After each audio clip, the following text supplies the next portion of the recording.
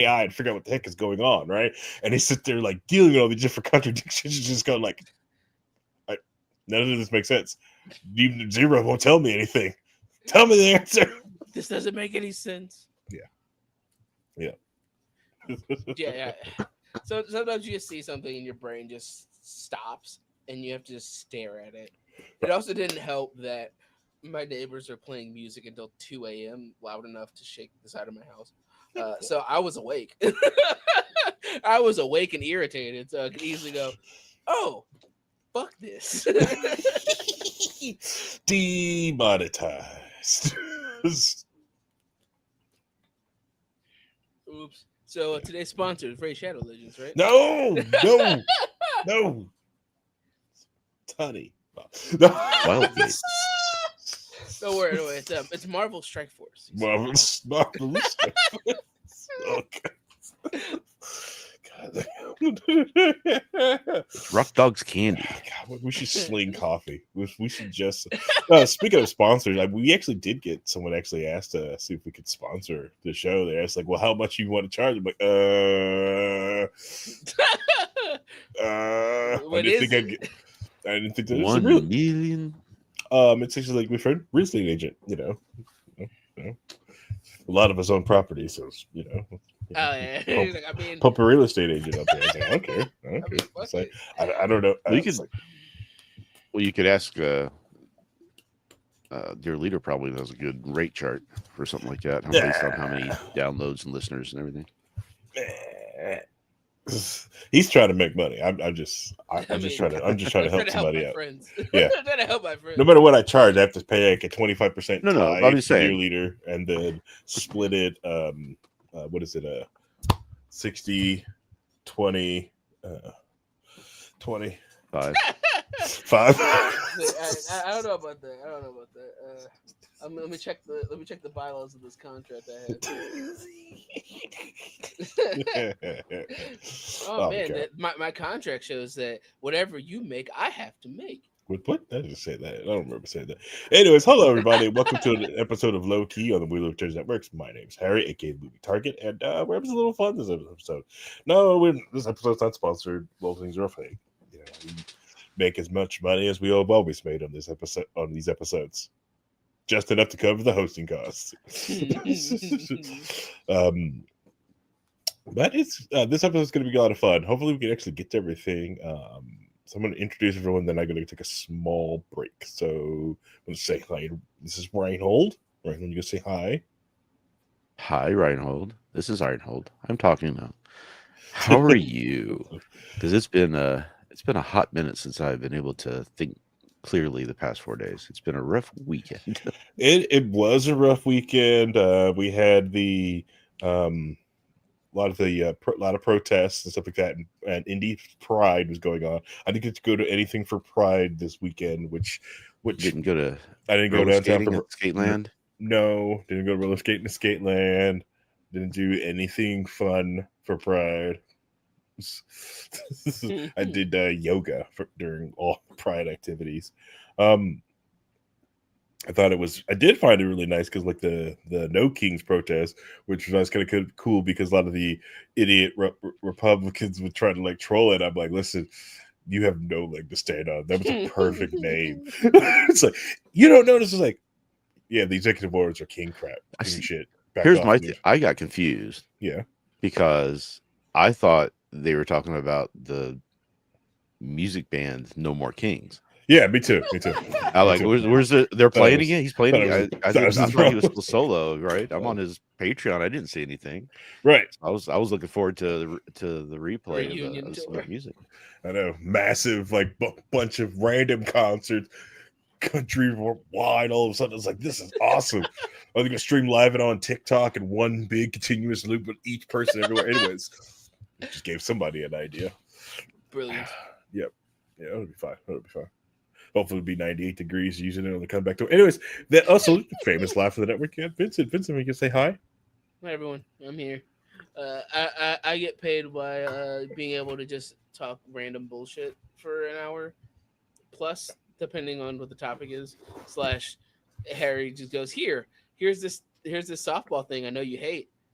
Enjoy. Please talk. Please And talk. then I just fucking ran about it for half an hour. Exactly.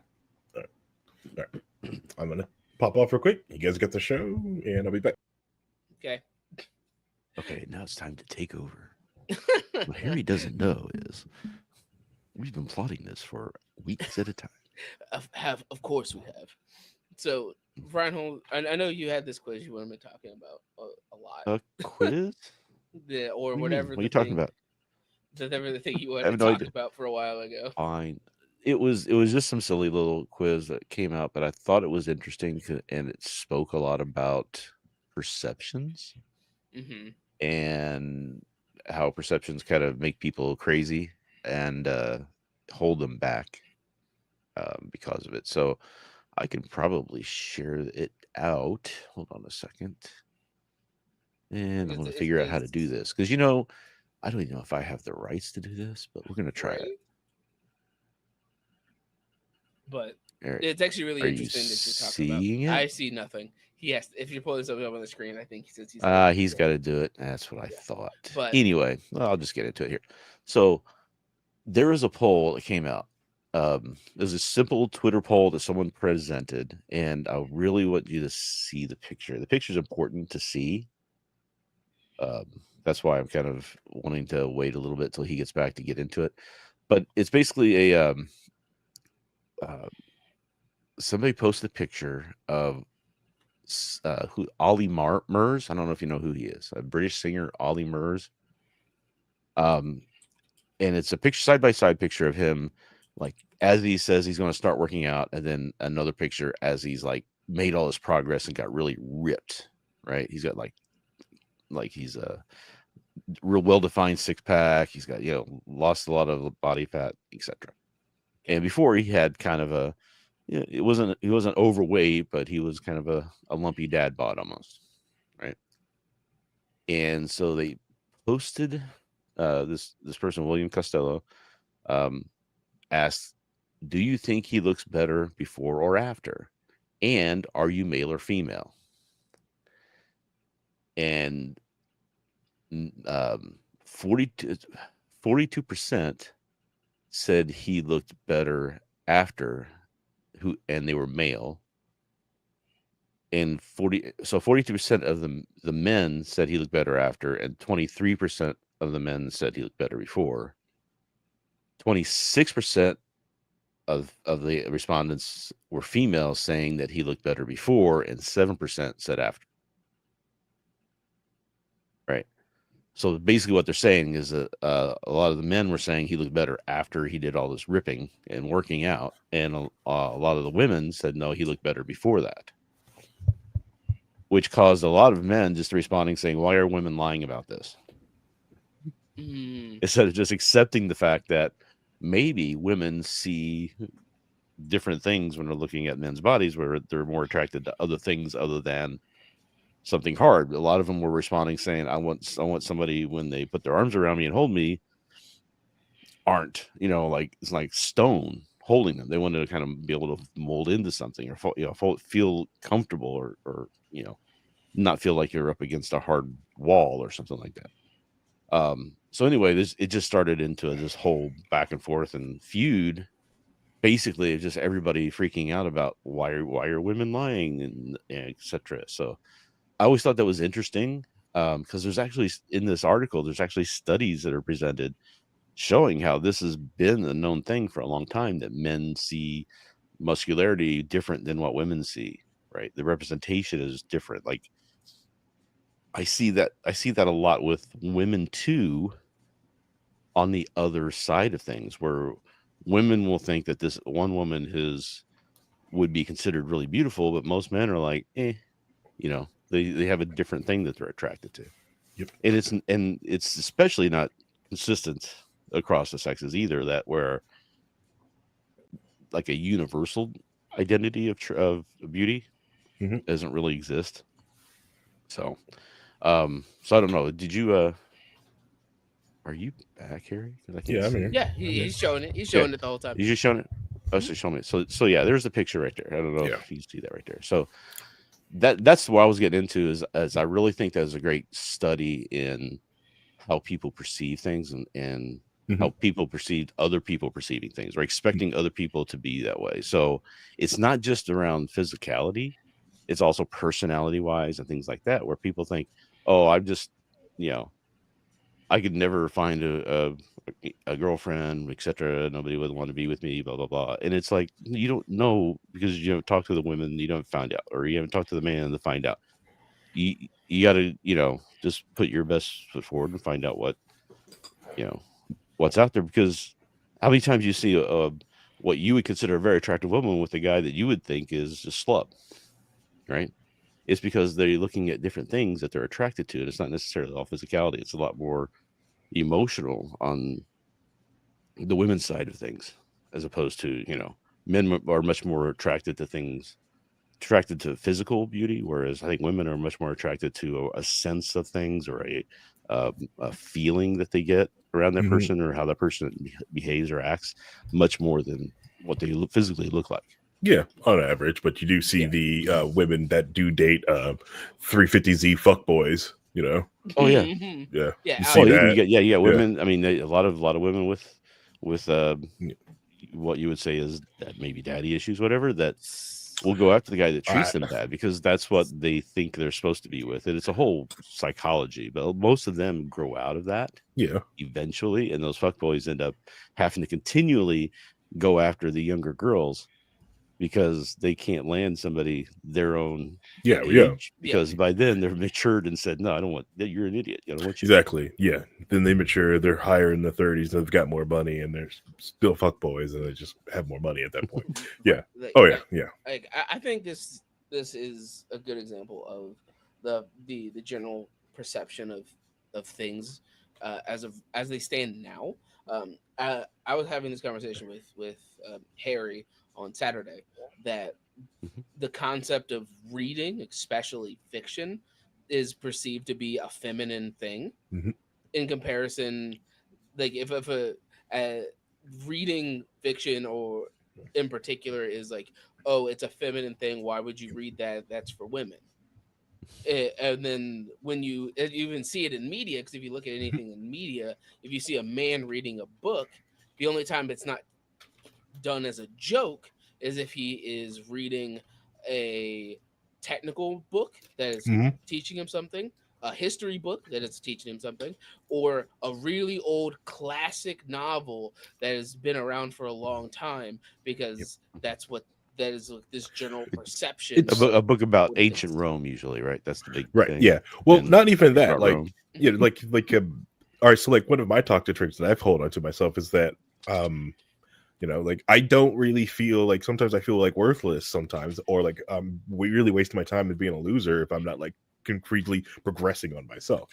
I get into these states like, no, I constantly have to keep getting better, instead of just like, no, it's okay to stop and read something for fun. A lot of people's like, it's like, I love reading, right? And they'll look at my library, what the heck is this? It's like technical manuals.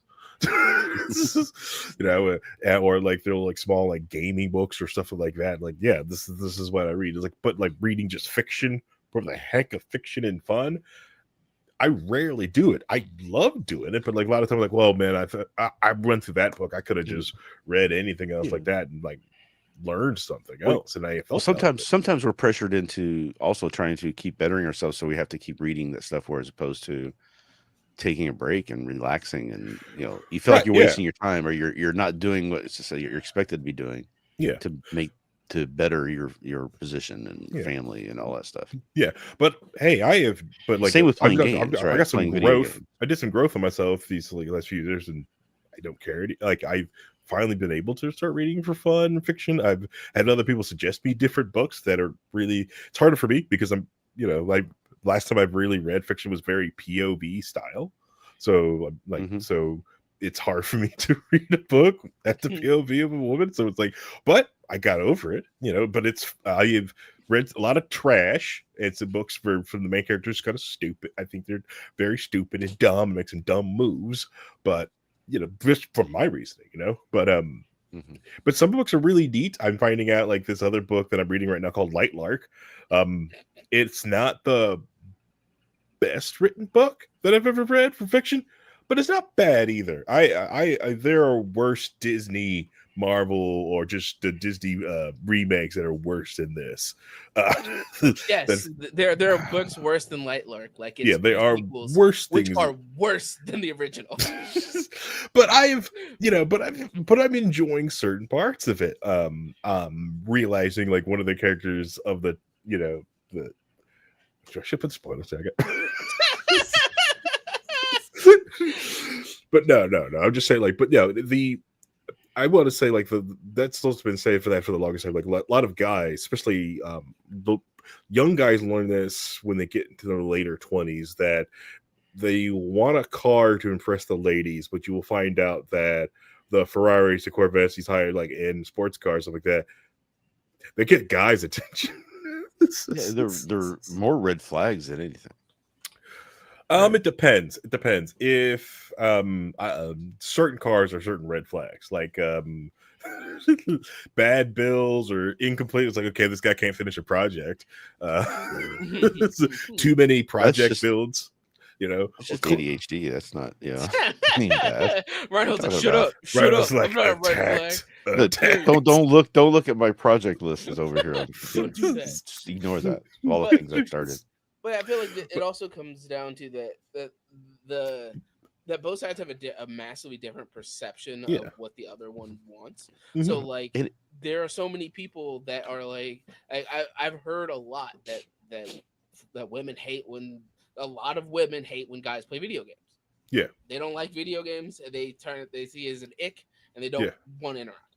Right? Correct. Yeah. That's a thing. And Yes. for them that's their priority. And I get it. But in my brain, it's just like, but you're okay sitting there watching a reality show for 12 hours, and it's the same difference. So me playing a video game compared to watching Real Housewives of Atlanta how is that any different than another? But I saw a great article or a great kind of post that someone had made. She was like, she was showing a picture of how her boyfriend had his computer and she had her computer right next to him, and she said that when they first started getting together, she would resent the fact that he was gaming, and he should be spending time with me. What she realized was that was because she had no hobbies of her own, and that was what she needed to keep from feeling like unfulfilled or empty or whatever. And when she started playing games with him and sharing his hobby, she actually enjoyed it, and now it's something they can share and still play with. I think there's a lot of people who are telling themselves they don't want to get into playing games or don't like playing games because there's a stigma to it that they've created themselves. They got from maybe society or a certain way of growing up. And it's just like, no, this is just a hobby. As long as you manage it as a hobby and not manage it as letting it take over your life and consume you. Yeah. There's nothing wrong with it, I want to say I appreciate Brian on making that genderless, because that goes both ways. I've seen so many different guys that'll be upset with their girls. Like, I can't believe they're doing this different things. Like, because you look at those guys, they don't have a hobby. Right. Their hobby is I go to work, come home, and I drink. Don't even watch sports. They don't do anything like that. Which sports is the default men hobby. Default men hobby. We just that you've seen the great cartoon where the guy comes in and says, "What are you doing?" He says, "I'm watching somebody else play games on Twitch." He's like, "Why would you do that? Why wouldn't you just play the game yourself? Why are you watching somebody else play it?" That's so stupid. And he goes into the other room and turns on the TV and starts watching a football game. Right. Yeah. Watching someone play a game. Yeah. Which is worse? You're watching millionaires play a game. I mean, technically, they both are. They both are. I don't watch any millionaires on Twitch. Once I find out they're rich, I stop watching them. You won't watch Ninja, right? That's what you're saying. Yeah. You've got money. Iron Mouse is fun. I don't watch Iron Mouse. I don't watch rich people. I don't watch rich people play video games. Like, I used to watch Finster. Like, oh, Finn's got too much money. Can't watch it now. Oh, no, I'm serious. I can't watch people with a lot of money sit there playing video games. So can't. Sorry. I like to watch the up and comers, people scrapping by, $250,000. Okay, you're still kind. You're still working class. Okay. But or Oompaville, who not only had a bunch of money, but he somehow pulled Call Me Chris. I mean, how you get that? I don't know, but it's called owning a candy company. So you can't watch that now. Listen here, Kings. Gotta own a candy. Yeah, I saw a commercial today with her doing a yourself. commercial for the candy company. It's like, okay. Yeah, if you want to pull someone like Call Me Chris, you have to do this thing called work on yourself, and and get out there and do things. I think it's called being getting back scammed and then recovering from being scammed. Right, and then recovering, like learning a lot from that. Yeah, I think one thing I've found out recently is that what really is more attractive to a lot of people, men and women, without them realizing that's what is attractive to them, is somebody who loves themselves, who cares about themselves, who's happy with themselves. Yeah. Right. Because the way I always looked at it when I was trying to figure this stuff out years and years and years ago was that how can I expect somebody else to be attracted to me if I don't like me? Right. Yeah. If I don't like me, then who else is going to do that? Yeah. Right? So I had to work on that, on why do I not like myself? And can I accept myself for being me? Because that all comes out. If you don't like yourself, that comes out and people see it. They sense it. They feel it. Yeah. And they're not going to want to be around that because that's a ticking time bomb of just something bad's going to happen in this situation. Yeah. So I think that's one of the big things a lot of people don't realize. Honestly, I also think it's some of a bit of a culture. So, like, men don't dress in a way that actually would show off those types of muscles. Sorry, straight men don't dress in a way to show off those muscle group, because the other picture right there, the after one, that at let's say like you go to a jockstrap party, that. Yeah, no, you're kidding, but it's all guys, right? But you dress in a way to show guys that off, other guys, right? And you dress the way to show that's that not off. what men get attracted to when they see that. That's what I'm saying. Is that men will get attracted to other men who look like that. Women love me and my short shorts. They love me showing off my quads and but you don't look like that. Oh no, I don't have that six pack. I rock the dad bod. That's like me and my wheat collar. I'll see someone on some woman and my wife's like, oh, I think this looks really cute on her. Her hair looks really great. Or about her dress is this and that and that. And I look at it, I'm like, that's stupid. I don't understand it. It doesn't attract me. It's like women usually dress for what they think other women think is pretty, to impress the other women. They don't understand that men really don't like a lot of that stuff. Right. We don't love maxi dresses. We want sundresses. Okay, on you. Love not maxis. Oh my god. Not God. maxis. Okay. We don't want the maxi dress. With the maxis up, we want sundresses. I don't really like mini dresses. I like a good thin sundress that flows. I have a subreddit to send you. Remind me later. All right. Yeah, I make women swoon when I go to pick up like my 5-gallon water jugs, and I pick up 2 in both hands and I walk around like it's nothing. That's how I make them swoon. That's when you go to the church event and you pick up all the chairs at the end. Yeah, I bring all my groceries in on one trip. Oh, I do that not because of anything like that. I do it because I am damned if I'm going to walk back out there and get more stuff. I'm just one trip, and I'm not doing that. Biggest growth I've ever had was to force myself to take multiple trips. Feels great. Feels great. I get all the looks from the dads. It's like I literally had like 7-8 bags on each arm. I had my arm through the holes, and I had them all hanging from both arms and just walking to the house. I said, I'm not. Nope. Yeah, I'll go back out. No good. Yeah, it was only so like Saturday I found out like the 5-gallon water jugs I pick up close to like 43 to 45 pounds. I found that out. I didn't know that, but I'm just picking them up. Yeah. Yep. Water heavy, bro. Water heavy. Water's heavy, bro. I'll tell you this funny. There's a thing just recently where humble brag. In my as far as like my wife, what she's attracted to, I've found out that it's a certain physicality thing that I have that she's attracted to, that you can open your bottles with your butt cheeks, can't you? You can open bottles with your butt cheeks. It's nothing like that. Oh, okay. It's like I was hanging a TV up on the wall. I'm mounting it, so I'm kind of got my arms up and I'm mounting it, and I guess the way my back when I'm doing that, the way it kind of flexes a certain way or whatever, she was just like going, oh my god. It's like she's like, oh and she mentioned it to me, so it's like, oh okay. So that's stuff like that is what they get attracted to. It's not like it's just the only meme a certain I can frame think of is just her looking at me just thinking breedable.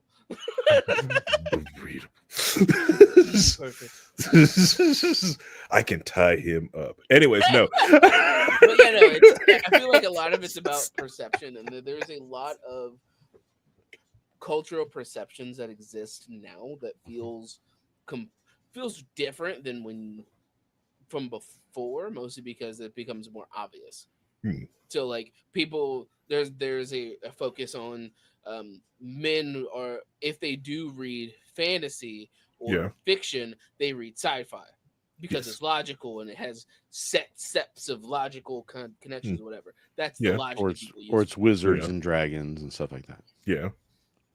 Then you compare it to, well, then they have the fantasy genre, so how do we differentiate fantasy for men and fantasy for women? Well, we make up this term called romantasy and put all the Hmm. romance fantasy stuff over here, and fantasy for men will just be called fantasy and put it over here, and which is an actual concept, which is so fucking stupid to me because most fantasy stories are in essence a love story, but that's neither here nor there.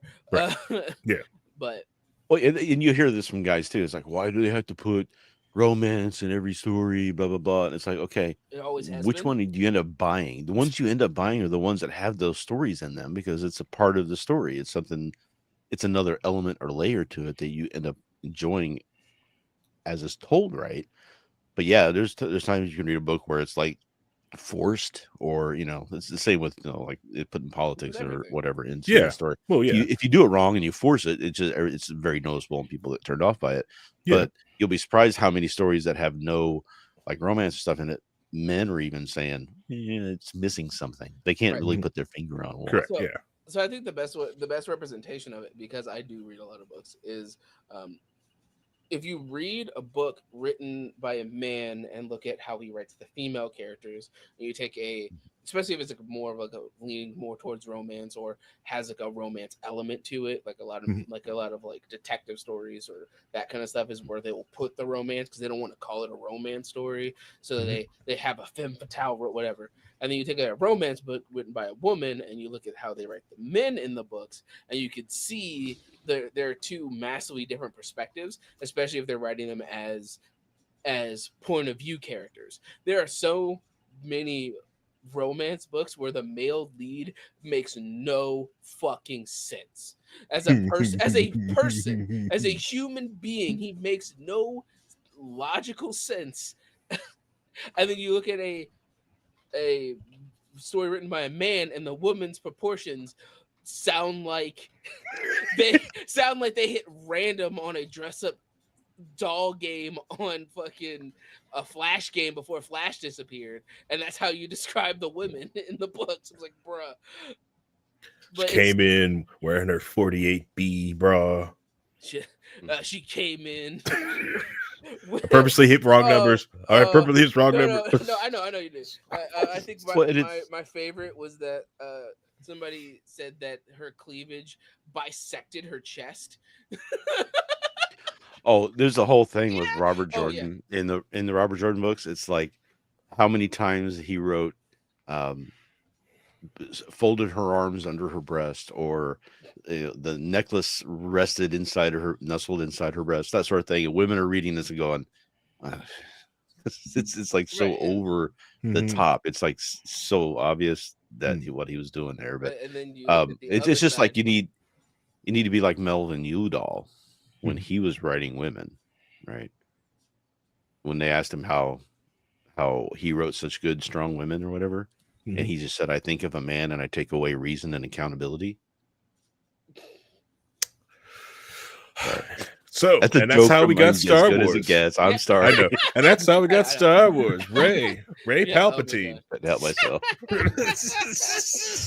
Ray Palpatine Skywalker, sir. Sorry. Oh, sorry.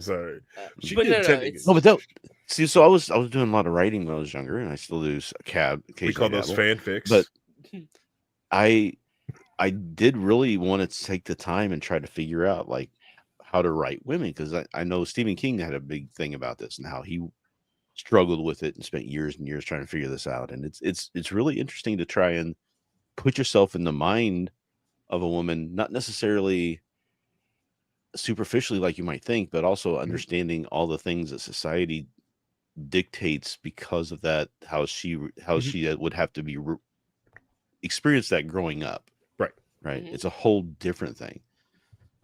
It's like, and I've talked about this before, I'm sure, but it's like more of an internal thing instead of an external as far as sex Mhm. goes, and just all those different things you have to think about, and it's really hard um, to know if you're on the right track there. So it's always important to get, if you're writing some another gender, is talk to some people in that other gender and let them read what you're writing and say, hey, does this make sense? Am I on Yeah. the right track? Is this something you would think about, or give me some ideas? But you can't. There's no way you can just come off and really know what other people, even as a man, think of knowing what other men are thinking. Yeah. You never know what's in somebody else's head, really, without asking them and finding out. So Yeah, it's a hard thing to do. it, in my opinion, one of the most important things is that for whatever reason, I don't understand why this is the case, but a lot of the times when I'm reading stories and the author is one gender and they're writing the other gender, they almost write them like they're an alien creature and not a human being. Mm. Mhm. They come at them from a perspective of that is not this isn't a human. So Mhm. they add a whole bunch of different traits that doesn't make sense for how you would describe a person. So that's Yeah. why you get a lot of those weird descriptions of women of like I think one of them said that she could hula hoop with like a fucking pasta noodle, and like that's how like they describe her waistline. It's like what the fuck are you talking about? That doesn't make any fucking sense. If that was One Piece, perfect sense. Yeah, yeah, yeah. Yeah. Or like they said like her body is 60% legs. Like bruh, that's like how any of this works. And then you look at the other side, it's like, oh man, this guy is 7'12". uh he's he only weighs 130 pounds, but it's 130 pounds of all muscle. He has a 12 pack. I was like, bruh, Oh like yeah, none he's of this sickly. isn't a real He's person. he's so Yeah, sickly. He's so it's the sickly. riffraff you're talking about right there. I know. It's Richard just O'Brien. I was so watching him. I was watching Richard O'Brien at the 2015 charity event that they did for Rocky Horror, Mhm. and he was one of the people who came out and did for the narrator. They had some other famous people too. It was really funny. Stephen Fry. It was hilarious. But Randall, are he you the comes one out who and my posted? wife's watching it. Oh, My wife's watching it and going, "Is he sick?" And I'm like, "He always looks like that. He's always looked emaciated, like 0.2% body fat, and it's just." And he had his head shaved, so he looked like, "Is he his way? Like, is he okay?" But it's always just the way he is. There are people Mhm. like that. It's just weird to me how you can just be that like emaciated and never put on some weight or something. Yeah, yeah. Were you the Now, what were one who you posted? asking? I was like, are you the one who posted the Korean version of Rocky Horror? I No, forget. it Someone wasn't me. posted it in my feed. I couldn't remember who did. I was sitting there staring at the other, and I was like, That's awesome. I didn't know this existed, but this is amazing. And I'm sitting there like, I don't know Korean, but I know exactly what's going on. Nah, I was like, man, I gotta learn some Korean so I can, go Man, and I'm sing ready. along. I want to do that Korean time warp. Whew, Right? excited. Yeah. If you haven't seen that charity event, though, they had narrators. The Stephen Fry comes out and Mm. the audience starts yelling back at him, and he was so good at being able to respond to them in a way that was hilarious. Like at one point, he was saying something about in the narration about she was caught up in it was supposed to be about being inundated like a waves, Yeah. and somebody yelled out Cox, and he goes, "Well, that's not what I have here, but that's better actually. We don't use that." We'll use that. That's Right. hilarious. Yeah, perception is everything, and a lot of people have conflicting perceptions of what is what other people want, and that's the biggest issue. Yeah. Yeah. I also think, and just going back on Reinhold's part, you need to love yourself, find the part of yourself that you love to, and then flaunt it out. So, men, wear those short shorts, wear that tight shirt, Just be confident. show it off. Okay. All Don't right. you don't have to be like showy or peacocky. Just No, peacock, if show it you're off. confident and and I did an experiment a Buy long those time gray ago. sweatpants and listen to Reinhold. No, I did an experiment a long time ago. I was when I was younger, I will say that I was fairly good looking. And I would get women look. I had women asking me out a lot of times. I didn't. I hardly ever ask women out. They usually ask me out. I know. I'm hard life. Anyway, I did an experiment on a New Year's Eve. I went to a bar that friends of mine were playing at, Mhm. and I decided when I walked in, I'm just going to like in my mind just project out this like strongly, like I'm here. Not like a lot of times I'll go and I'm around a lot of people. I kind of like sink into yourself where you try not to be too much of a get attention or whatever. So I didn't like peacock or anything, but I was just like, I'm going to project myself thought wise out. Mhm. And I was told later by my friends who were there that when I walked in, it was just like everybody just turned and looked because it was just like it was so I don't know. People couldn't stop looking at. And I had by the time I made it to the bar, I had two women coming up and hitting on me. So I Uh, just walking in okay. and through the crowd that So, way. so how much of that, how much social media brain rot had existed at that point? Social media brain rot? I don't think it Yeah, was social media. I think Yeah, there that's was my just like point. That's my regular point. zero old brain brain rot. rot. Yeah, it Here's was. the biggest issue with that is that there are women out there who make channels dedicated to dating in which they tell Mhm. their female followers that during the date you have to have the man, you have to confront the man and make him tell you what gift he's going to give you on the second date, and Gotta it give him can't that be look. flowers and it has to be this.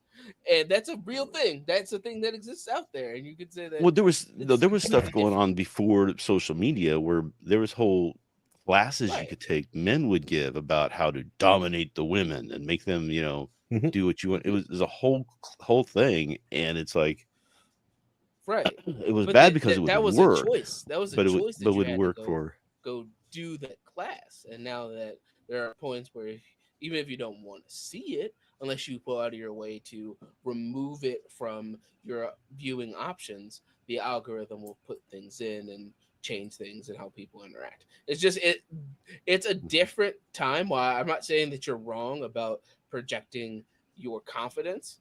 There is the other layer of that was before 20 years of internet brain rot. Yeah. Of I you still got I a still cell think phone people at aren't that much 10. different. They're still not that much different. Now, there are people who fall into these traps and try to do these things, but if you're confident and you're not trying to get one over or trying to like um, trick somebody into liking you or trying to play games like that, you can avoid those pitfalls. Be confident in yourself, and if you don't find somebody, you go home. I'm not going to play those games or be that person that you think. And if you come at me with that stuff, I'll just walk away Yeah, I because I'm happy enough with myself that I can be by myself and I'm okay. yeah, That is the game changer. yeah, Is to be happy just being present with yourself right, yeah. and knowing you don't have to accept anything less Mhm. than what makes you happy. Yeah. I see also another issue is just like the absence of the third place or to meet individuals. Mhm, Fortunately, like millennials and even more Gen Z aren't drinking alcohol. I think it's a great thing. So like mhm, they really don't have that much time to spend at bars for asking different people out. And if you can't ask people out at bars or nightclubs, because these are most third places where most people go to ask people out, and culturally we have told a generation of men and still continue to tell them like it's not okay to ask women out at work. It's not okay to ask them out at grocery stores, not out when you're out jogging. It's not okay to it's about the gym. Uh, Well, I saw a survey so recently it's a about big, how huge where absence of where third people places. met. Right. They did this survey of No. where people met, and it was just like online went, and Yeah, Yep. because there's everybody Yep. just is online now. It's not like they're Correct. meeting in faces anymore. Correct. Yeah. Yeah. But the other issue with like meeting people online is a lot of people are awkward online, type you online. Hmm. It's different online, and Or then they're also very online fake online. people can be fake online. A Mhm. lot of people are also you also got a lot more choices online, and then rejection is different online too. It's easy to shop around. You can open up just many different tabs because the same studies also showed that men will swipe right more often on more women than more women won't. They put more X's than they ever go like, yeah, sure, this one's nice, but left half Right. the time. You have those Yeah, showed that. I mean that there was that guy who posted his statistics of him being on Tinder for like I believe it was like 5 years, Yeah. and over that time he like he had swiped like 100 times a day Hmm. basically, Mhm. and out of that, he got one date, Yep. and he was just being confidently himself. Like he liked fishing, and this is what he posted for Yeah. stuff. He got one date out of being on Tinder and swiping 100 times a day Yeah. for 5 years. So it's a completely different Yeah. I don't understand place that. of romance. Yeah. That bullying that like women do on men, like let's do this, let's pose this like we do in our fish photos. It's like this guy's got a hobby and he's showing it off. This is what he's doing, and you're denigrating this guy for. Well, they all do this because it's fun. This is what they want to do. This shows they have a hobby. This is what Right. they want to do. Well, it's stupid. Okay, you're not into the hobby then. You know, I'm sure there's a hobby that everyone else does, and you think it's neat and in your hobby space, and you want to show it off, and it's the only way you know how to show it off, and people think it's dumb. Right. Well, I think You it's know, better now and it's because kind of you can hard to find pose those with a people. fish. Yeah, You can find those people who are okay with that. Whereas, yeah, like when I was growing up, if you like something that nobody else in your area liked or enjoyed, you were an mhm, outcast. You were yes, different. You were looked at weird, yep, and you had no one to enjoy. You had to suppress that part of you hmm, because you could never enjoy it or experience it that way. So that yeah, was something I Well, grew up with. And the biggest I issue got with into it, the internet as I got older and was like, oh, there are people like me out there, hmm, and I don't have to pretend to be something that I'm not right, anymore just to fit in. the biggest issue right now is that for a lot of these hobbies and groups you get into, a lot of them are dominated by one gender or the other based on what it is. So if I want to get into a book club and all the books are like these romance books and it's all women and me, some of them might not feel comfortable with me being in that space because they believe it's a female predominant space, even if I don't have any interest in any of them and I'm just there for the hmm, conversation, they don't feel comfortable with me being in that space in general. So it's just it's a mixed bag of, yes, there's more opportunity to connect and find your group now, but there's hmm, also the other fact of, because you can find your group now, it's a lot harder to find a melding point where you'll meet somebody that has like a slightly shared interest that links together, and then you get that expanded group of connection. makes sense. Yeah, yeah, because I got that in the Hmm. so yeah, so when I posted that about like the book club that I did, like there's a guy in here. That was I was like, I can't believe this is happening. You're like, oh yeah, that's normal. That's to you. That's normal. That happens to you. Yeah, I mean, it's like, yeah, this is what it is. This is like, especially with the kind of books I read, it's really hard to just be in a lot of those spaces because they're mostly predominantly Yeah. female or trans spaces. Right. Yeah. Yeah. Oof. Well, that just happened to be one type, and I feel I completely understand. I get it. I get it. Well, I will say like this, like we'll have like a group of like hanging out with like the girls from like yoga. Like it's always messed with me because like I've gotten used to it now, but like the whole like the check in. I think I talked about it on the Discord a couple of times. Like never used to check again. Completely different world than I've ever been to, and I was like, well, it's like I'm a 6 foot black man, and Yeah, of course I'm coming home. Of course I made it home. Of course I the made it reason home. the reason we joke about you being one of the girls is Yeah.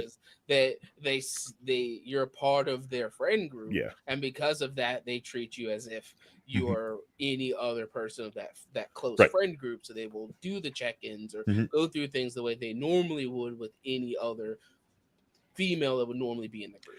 Correct. Yeah. And I've made them. I don't know if I've made them happy, but I've gotten closer to a lot of them just because I do like, hey, made it home. Did this. Da, da, da, da. I even done it when I've gone in. Probably, hey, made it home. They're like, oh, thank you for telling us. I'm like, we're like, See, here's the thing. I can see where it's influenced you because you do that in the Discord.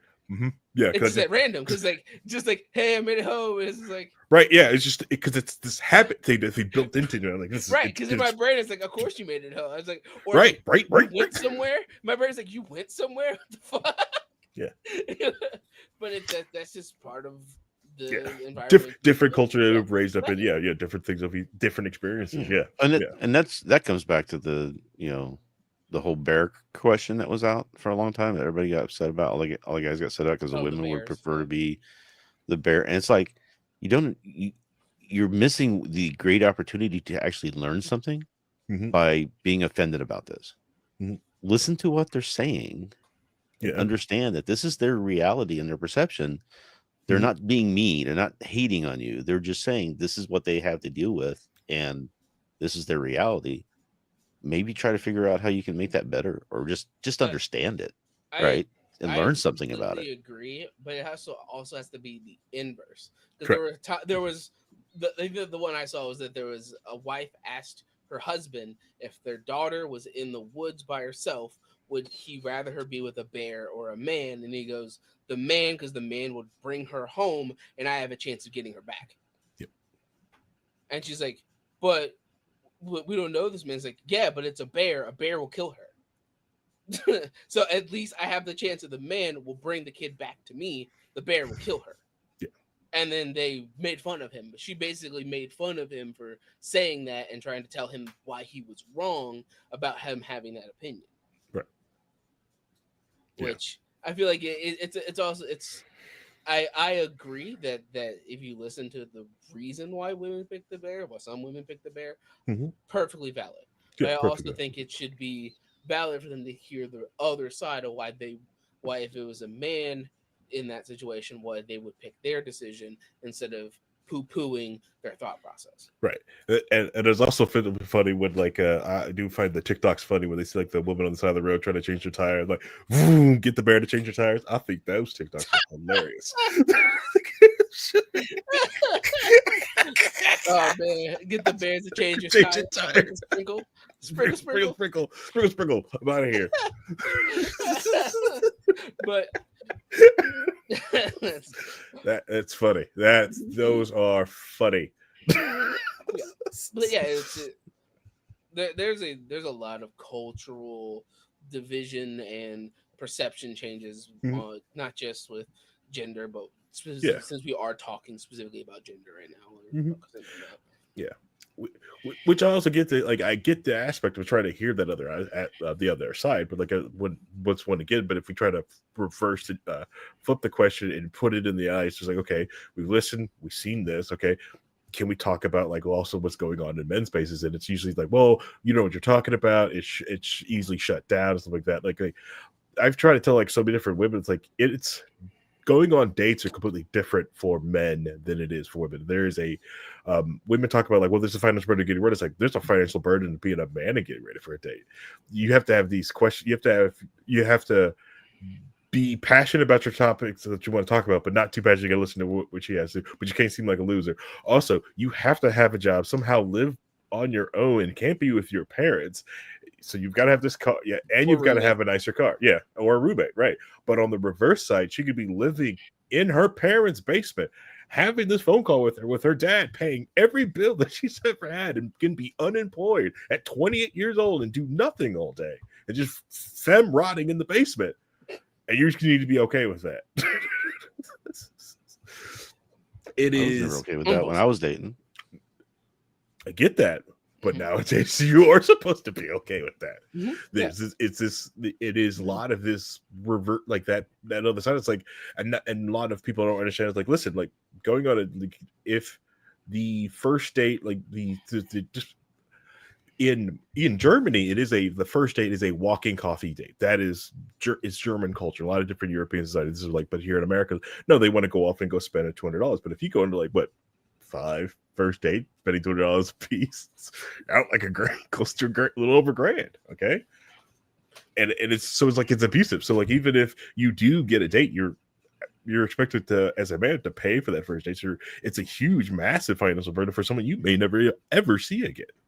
And then there's also the fact that there are times where if they're not explicitly communicative, you have to decide where you're going. If they don't like Correct. it, then now it's your burden that you picked Correct. the wrong thing because you didn't read her Correctly. Yeah. intentions based on who she is, et cetera, Hmm. et cetera. Right. But I mean, again, there's a lot of burden on both sides. Yeah. All I'm saying is that when hearing women in certain women's spaces trying to be women influencers going, oh, this male loser epidemic is terrible. Yeah.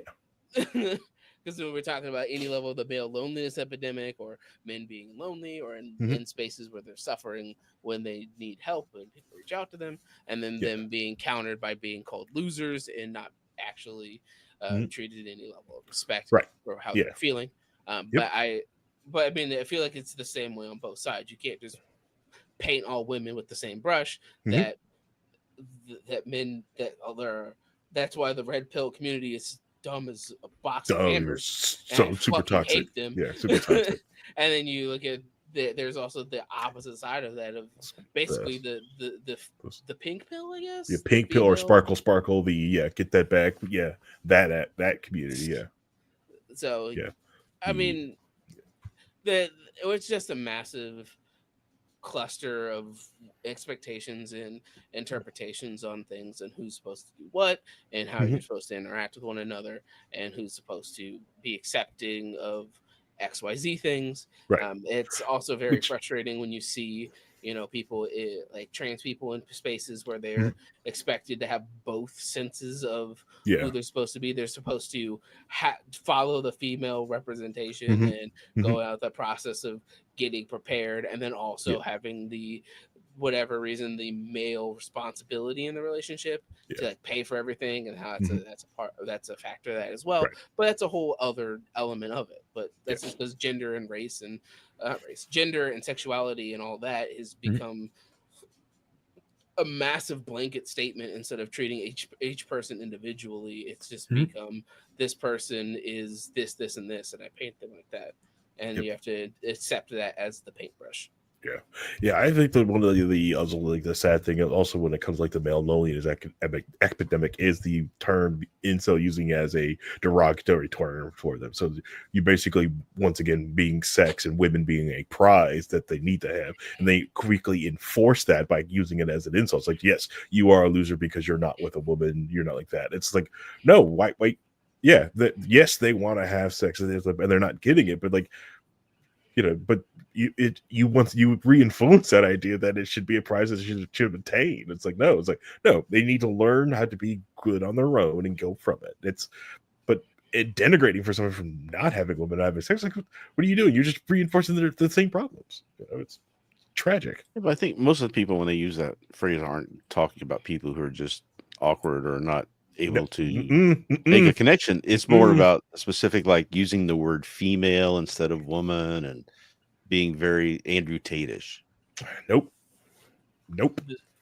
It's a blanket term. It's become a massively it's not only incel is a blanket term.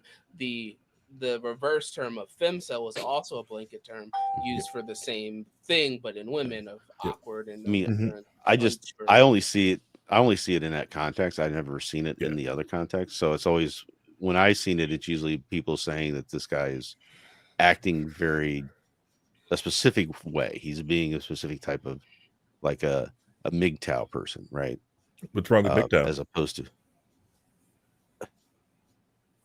because it's not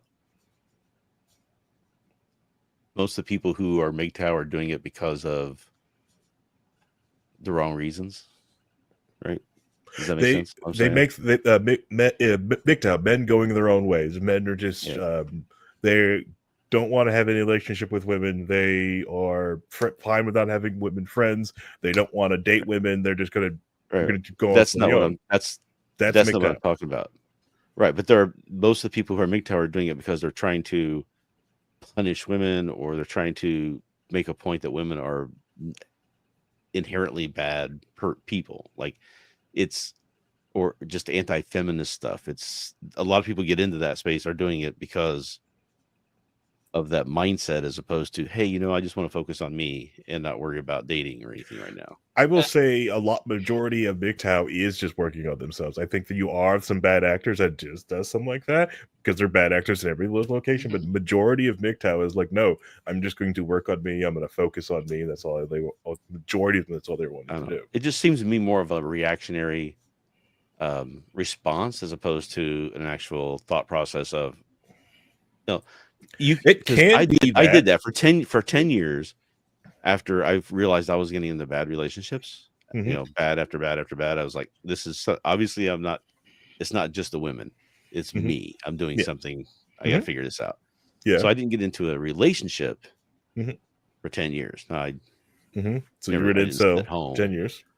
No, it wasn't incels. I didn't stay home. I went out and did stuff and I didn't go very long without having relations, but it was never a relationship. It was always something Mm, else.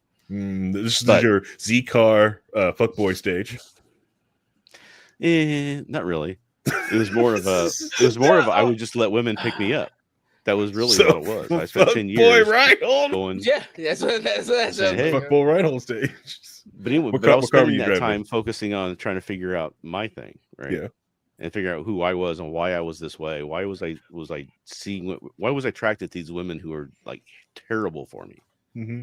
right? That had issues. I was somehow attracted to them having those issues because I felt like I wanted to be able to fix them, Mm, right? Like I would be their savior. I mean, it was yeah. just a really bad mindset that I had, Yeah. and I had to break myself out of it. Mm-hmm. But I mean, I wouldn't have considered myself MGTOW or incel at that point. It was just I am taking time to focus on me, but Mm-hmm. I'm not going to just say I'm never going to spend time with women. I mean, that didn't make any sense to me because that's how you learn some of the stuff that I learned about how women think and feel and do stuff. You sit and talk to them. You have got relationships with them. You don't have to have a sexual relationship with women. You can just have a friendship relationship with women if you're not focused on that stuff. You just go out there and you learn and figure out Yeah. what's going on. You work on yourself that way. You don't have to make it a movement or make it a thing. You know what I'm saying? Yeah. And I think But that the people who do that are doing it more as a reactionary so place as opposed to a positive way. I I see what you're saying. But I also want to put it this way: this is also a different world. These a lot of these people that just a lot of people who joined the big time movement. They grew up watching the Obama administration weaponize Title IX through the colleges, and then watch tons of different men get their futures completely destroyed over like one small night out. With these like kangaroo courts and watch, it has been shown like Mattress Girl just got the her college sued because of the crap that was going through it. It is because of the shoddy evidence that they use to convict and expel some of these students. And it's so I don't want to blame them. They have like one bad experience and completely sell it off. Like, yeah, it happens. Women do it all the time. We don't denigrate them. We just no, that's freaking awesome. Go with you. And then if men do the same thing, I don't see a problem with that. I don't know. I see a problem. It's just like With the women I, doing it I or the think men that's doing it? I think it's a 'Cause- reactionary on either side. So Because like so it is bad that it's women like do saying a it. friend of mine. It's like a friend of mine who was like trying to tell me when I was I knew this guy when I was younger, and I quickly didn't spend time with him after this. But Yeah. he was basically just saying that whenever he got stolen from, it was always a black guy that did it. So he Hmm. had this thing about that wanting to live in an area that had black people in it, Yeah. right? It's that reactionary Hmm. to it. Even his experiences Hmm. are making him see things in a way that is not real, Yeah. but to him they're real, Hmm. right? And I Yeah. think that's a position that people need to not get into. They need Okay. to like. I think when you fall into that, you fall Hmm. into a bad space. You start getting into a very bigoted type of view Hmm. because you're focusing your opinion on a whole group of people based off your single interactions with these other people that had hurt you. Hmm. Hmm. And that's a scary, it's a dangerous road to go down, I think. Yes. Yes, it is. Yeah. agreed. Yeah. Agreed. I think the issue comes down to is that because it's becomes a game of when women do it, nobody says anything, but if men do it, it becomes a problem. Yeah. That, Then I it's think that's what toxic. it boils down to. Then it's toxic. Is that Yeah. like it? Women I only mean, spaces, awesome. Men only spaces, toxic. We need to bring this down. We need to get some people in there. We got to tear this up. There are more women only spaces than there are men only spaces. Mm-hmm. If I wanted to open up a men's only gym, I would be shut down instantaneously. Right, but why would you want a men's only gym? Is it I because want you men to feel be able like to work out without having to worry about being on someone's Instagram feed. Joey Swole can't save every man. Okay. um, uh, I mean, how do we about see this all as of the? a societal issue where most women we talked about having to have the check-in and the women how they have to deal Mhm. with the realities of the world around them to have a space sometime where they can feel safe. Do you not do you think men don't feel safe in gyms? I think a lot of men, especially at the gym, do feel unsafe at the gym. They see their entire paycheck, life goes in front of their eyes. If they see a woman wearing anything tight and they accidentally glance that direction, and they get hit with a tripod camera. Um, you will actively see if you want to hit LA Fitness in the morning with me, I'll go ahead and help you. I can actually show you and watch women walk around the gym and watch men actively move around them, fearing of being on a camera or being just shot of being looked down, frowned upon, unless they actually know them personally and won't work out near them, just from a fear aspect of what the internet can do to people. It's the brain rot of the internet. It's just done to people. I think the bigger question for me is that why is it okay to have female only spaces but not male only spaces? And and here's the thing: it's like I believe that both of those things should exist. Simple as Mhm. that. So that like there's a reason why abuse shelters that were men only are shut down, Yeah. and then they like there's like what one left? Did that one Yeah. also get shut down? No, I think Okay, there's just one left. There's just one. but then you also have the other side of it of there there are a bunch of things that have happened to men that men Hmm. don't talk about because societally you're not supposed to talk about it. That's why you end up with a lot of men with a lot of traumas that they don't want to bring up because Hmm. even if they're victims of crimes, Hmm. either done by other men or Hmm. by women, they don't Hmm. bring it up because they're told not to talk about it. And then if they do talk about it, it becomes a whole thing. Yep. So, or people laugh at them for being abused, which Correct. is a thing that some people just don't take it seriously. So Correct. it's also Yeah. I feel like there's more to it than just going, well, this thing is okay, but this thing isn't. Yeah. And also, like, also be just a workout style. A lot of men want to drop weights, make loud, grunty noises. And a lot of women at the gym really do dislike it. Like, oh, I can't believe they do it. It's like, sorry, like I enjoy grunting. It's a lot of fun when you sit there, pick up heavy weights, and just go "Yeah," and just do that. Most men do that. A lot of women feel uncomfortable with it. That's the reason why they go to their own female only gym, because they're uncomfortable around that. So like, why can't I just have a men's, call it grunters, and just have a bunch of men sit around, grunt, and drop weights everywhere? Oh, I guess I'm used to that existing when I was growing up, so I don't know. It's Yeah, but weird. a lot of the gym etiquette has been the newer gym etiquette, like especially the commercial gyms or bigger spaces, to be more welcoming for women at the gym. Has been we have been told to not to do that. Don't forget about the clunk alarm. Yeah, the clunk alarm of Planet Fitness, but like that thing's so easy to set off. You're just Right. doing any like actual working out, you set that clunk alarm, that lunk alarm off. Yeah, The clunk alarm. lunk Yeah, alarm. What's but a what are you talking about? A lunk alarm? I have not been to a gym in forever because I work out at home, but The lunk alarm at when I do, Planet Fitness is if you make any grunting or loud noises, yeah, they'll set that alarm off, and someone from staff will come and tell you to chill and calm it down, because the Planet Fitness is for everyone. So for real, not the super buff gym. It's supposed to get people back and shit. So it's supposed to take the intimidation level down. So really, you can't get a good real. Most men can get a real workout there. You know, if you try to lift anything, you know, you may like Planet Fitness is great to get the habit of going to the gym. I won't knock that. I think it's amazing if you just want to get a cheap, easy habit of going to the gym in the morning. Planet Fitness is great for that. But once you've got the habit down, join a different gym. Then you will quickly hit your genetic maximum real or quick there don't versus or there at the don't Planet go Fitness. to a gym at all. I don't understand. I guess I don't understand the culture Some because it's like, people why need to go. spend money Um, it's the same on a way they membership to a gym? I don't get Some it. ways it's a communal space. It's great to Yeah. be around different people to help encourage you to go work out. Um, it is nice. So I love hitting the gym at 5 a.m. because all the other guys that are there that ready to work out, they're there like, yeah, let's do it, let's go, let's get pumped. And so that communal aspect of getting there, there's hardly any distractions there because everyone's there to work out. And a lot of men will give you shit if you're on your phone or doing something besides working out, you know? So yeah, Hmm. that's why. extroverts, Reinhold. The answer is extroverts. Ha. Some people work out better in groups. So they go to the gym because they have their group there and they go and interact with it. That's the same reason why people join running clubs or anything Yeah, along those lines. that's true. That they need the people around them to help motivate them to do the things they need to do. Yeah. But yeah, Weird. Okay. yeah, like to that right to you and me that sounds weird. To Harry, that sounds amazing. Yeah. Well, it's the same way. Yeah, just like bars, you can drink at home. Yeah, exactly. You can drink at home. You do all kinds of things at home. You Mhm. can paint at home. But no, I love the communal aspect of going out and meeting people like that, creating a third place of the gym to go work out.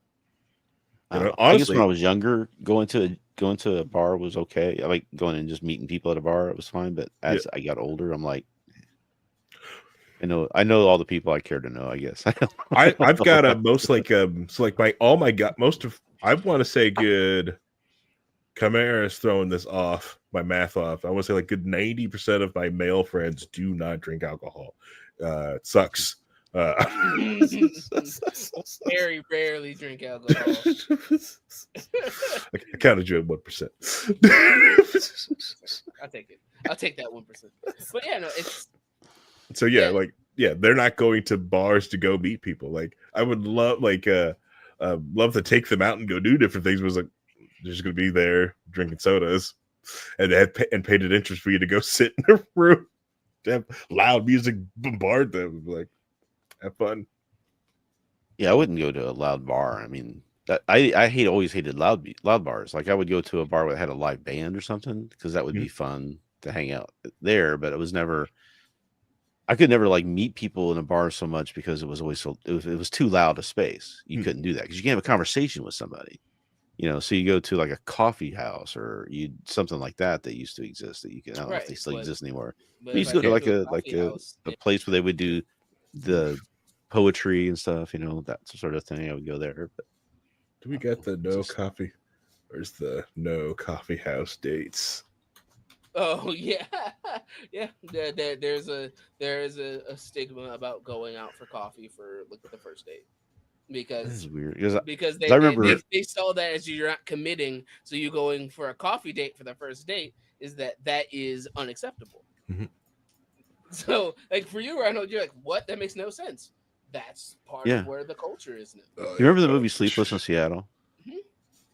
So Tom Hanks' character is trying to date again after he'd been married and lost his wife, and then so he's trying to figure out how this works now, and he's like talking to his kid. He's like, no, you have to go out to coffee first. That way, if you don't hit it off right away, you can just say it's good and walk away. You're not committed to anything. But if you go to dinner, you're committed to like an hour or whatever, and all this time. Right, And that's but what it's he was that. thinking. And then when he asked the girl to go out to coffee, she's like, well, how about we go to dinner? And he's like, oh, okay, dinner sounds fine. So I just that part of dating, I guess I'm out of. I haven't been Right. around that scene So for right, too Reinhold, long of a period of that time. whole premise that oh, your coffee date, so if it goes bad, you can leave. That's the issue. It's like, well, you're not committed enough to put full effort Right. in the date because you're willing to go to a coffee date or like a walking date where we just walk around a park or something. No, you can't do that. You're not committing enough into the date Yeah, if you do I something think that is what you're just an doing, activity. I think maybe what they're looking at now is that you have the ability to have that pre getting to know you just through chat messages before you go on the date. You didn't really have that. I mean, when he's growing up, you might have phone conversations with somebody, but I don't know. It seems like it's Yeah, different now. that's true. It's just Yeah, weird. a woman did blast a guy for taking her to the Cheesecake Factory for the first Oh time. yeah, yeah, That is yeah, true. yeah. She did With this, blast him on day. TikTok because he took her to the Cheesecake Factory. Yeah. And as they were getting there, she's like, I can't believe he took me to the Cheesecake Factory. I'm better than that. Blah, blah, blah. So he left. I know. Yeah, I would have left too if somebody gave me shit about that. I'd say, She put him okay. on the internet, and the internet shat all over him, and so he had to point out that she was late several times, kept changing the times on him, and then he had a reservation to a nice restaurant, and when he told her that, she was like, oh well, and then tried to immediately change her tone after she realized that because of her own decisions they ended up at the Cheesecake Factory because they couldn't go to the reservation he had already booked. So then but he still got put on blast because she said the Cheesecake Factory wasn't good enough. It's funny because there's a really funny movie from the 80s called Amazon Women on the Moon. I don't know if you've ever seen it or not, but there is a scene. It's like it's vignettes of like these little stories. One of them was Steve Gutenberg going on a date with oh, what's her name? The girl from uh anyway, you would know her if I talked. But anyway, he's going on a date, but before she leaves, she goes, "Let me just check something." It's like she got this new computer system where they can dial into the computer and find out, you know, his dating habits. People, Mhm. women would report to this centralized database now, Oh and it's yeah. like a credit rating Mhm. for dates. And it was just funny how he was just getting blasted like crazy for all his past behaviors. Yeah, well, they kind of do that right now, even with Facebook groups going like, "Are we dating the same guy? Are we dating the same woman?" Yeah. Stuff like that. Yeah, Right. I'm just saying this was predicted in like in the mid '80s. Mhm. yeah, The technology was going to make this possibility where men could skate around and just be bad to a whole bunch of women and never get caught on it, as Right, opposed to but now just it's the the innocent things yeah, can get you all screwed over. right. It's the opposite. If you're not committed in the way they want you to be committed, there's an issue. If you're Yeah, not it's doing like like we're not in a committed relationship. We're not in a committed situation. So no, don't I'm not expecting you. What are you expecting of me for that? And I wouldn't want to. I wouldn't even get into something like that. I mean, maybe I would check out her Instagram to find out if she's like that to begin with. We've already spent more money than you by just putting our makeup on. We're in danger. Like, what's in it for us?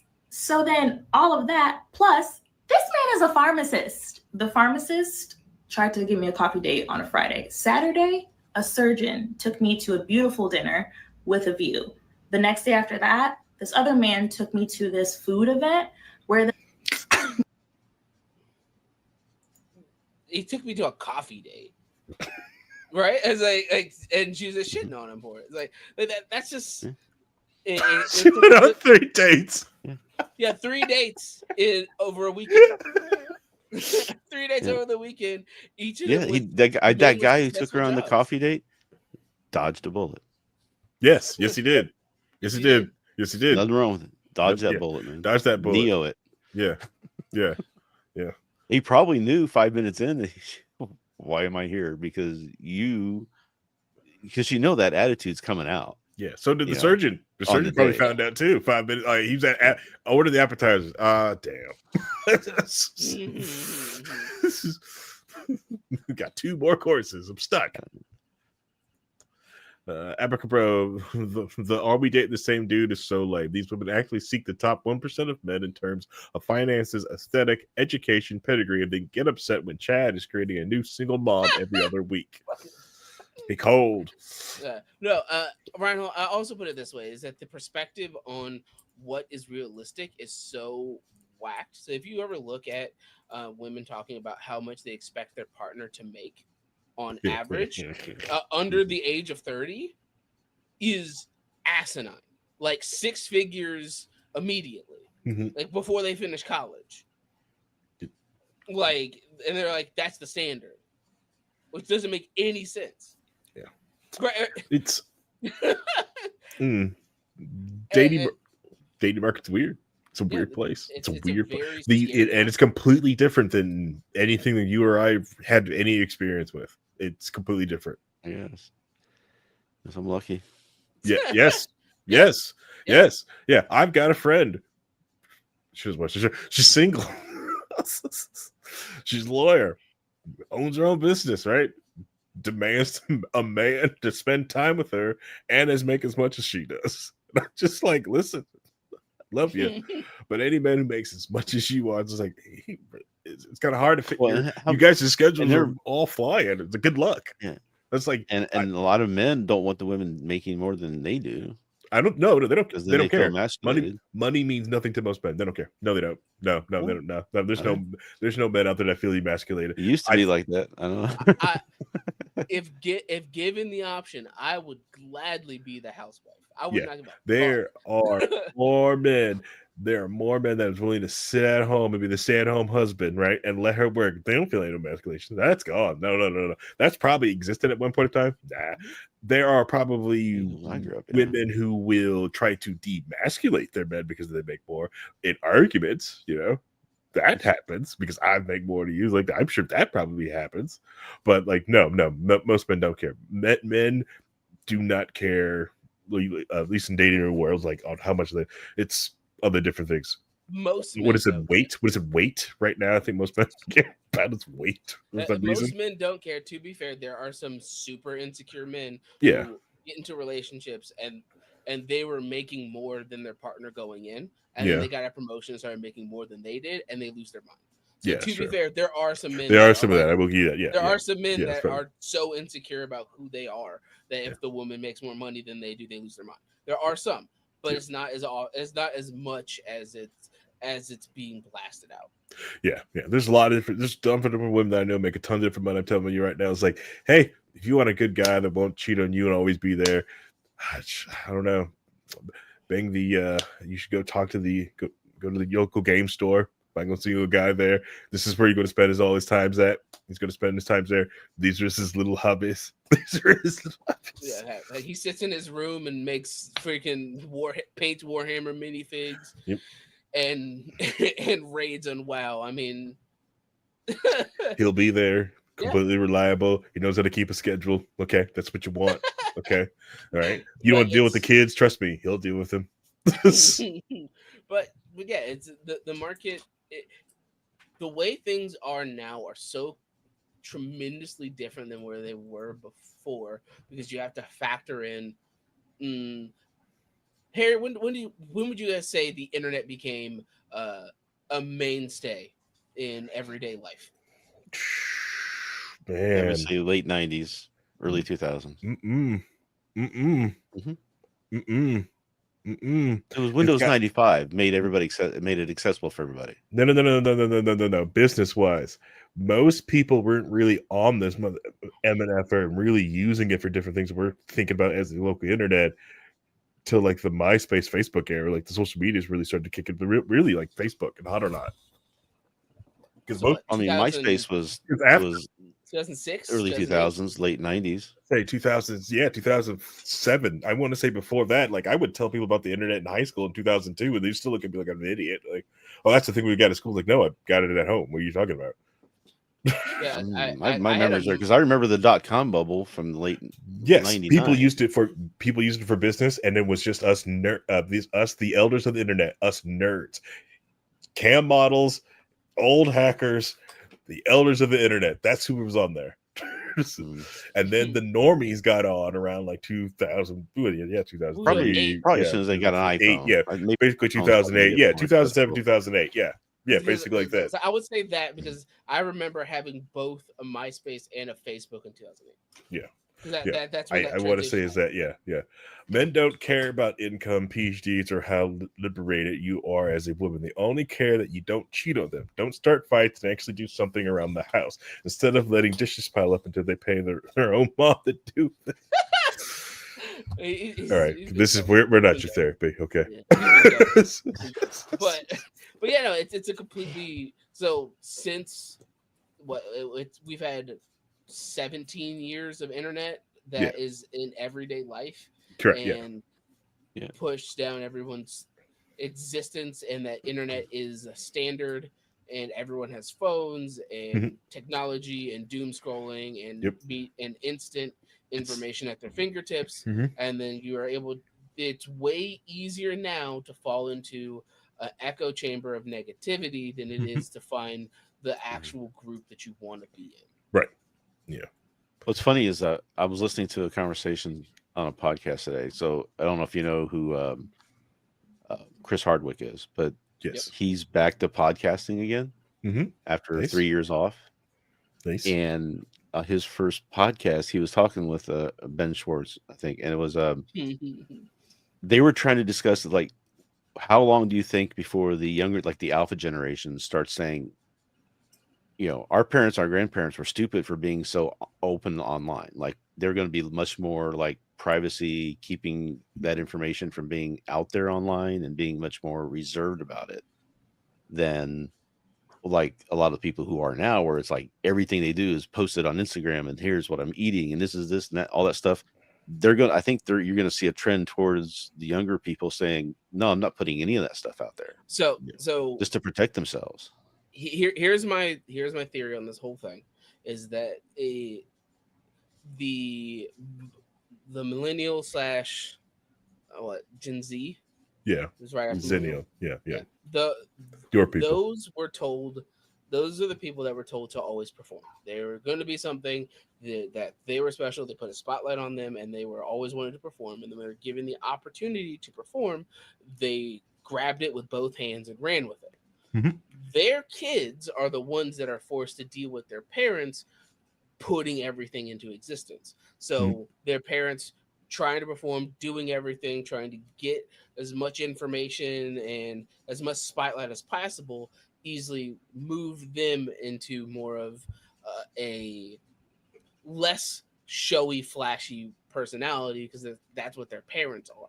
Their parents are this Mhm. crazy, You always flashy, share rebel against your everything, parents. Yeah. all that thing. Yeah. So that's why now, if you look at a lot of the researches and stuff, people are talking about we want more platonic relationships in media, not sexual relationships. Mhm. We don't want romances. We want these people to just be friends and not. And we don't want sex in our movies because sex is we don't care about it like that anymore, et cetera, et cetera.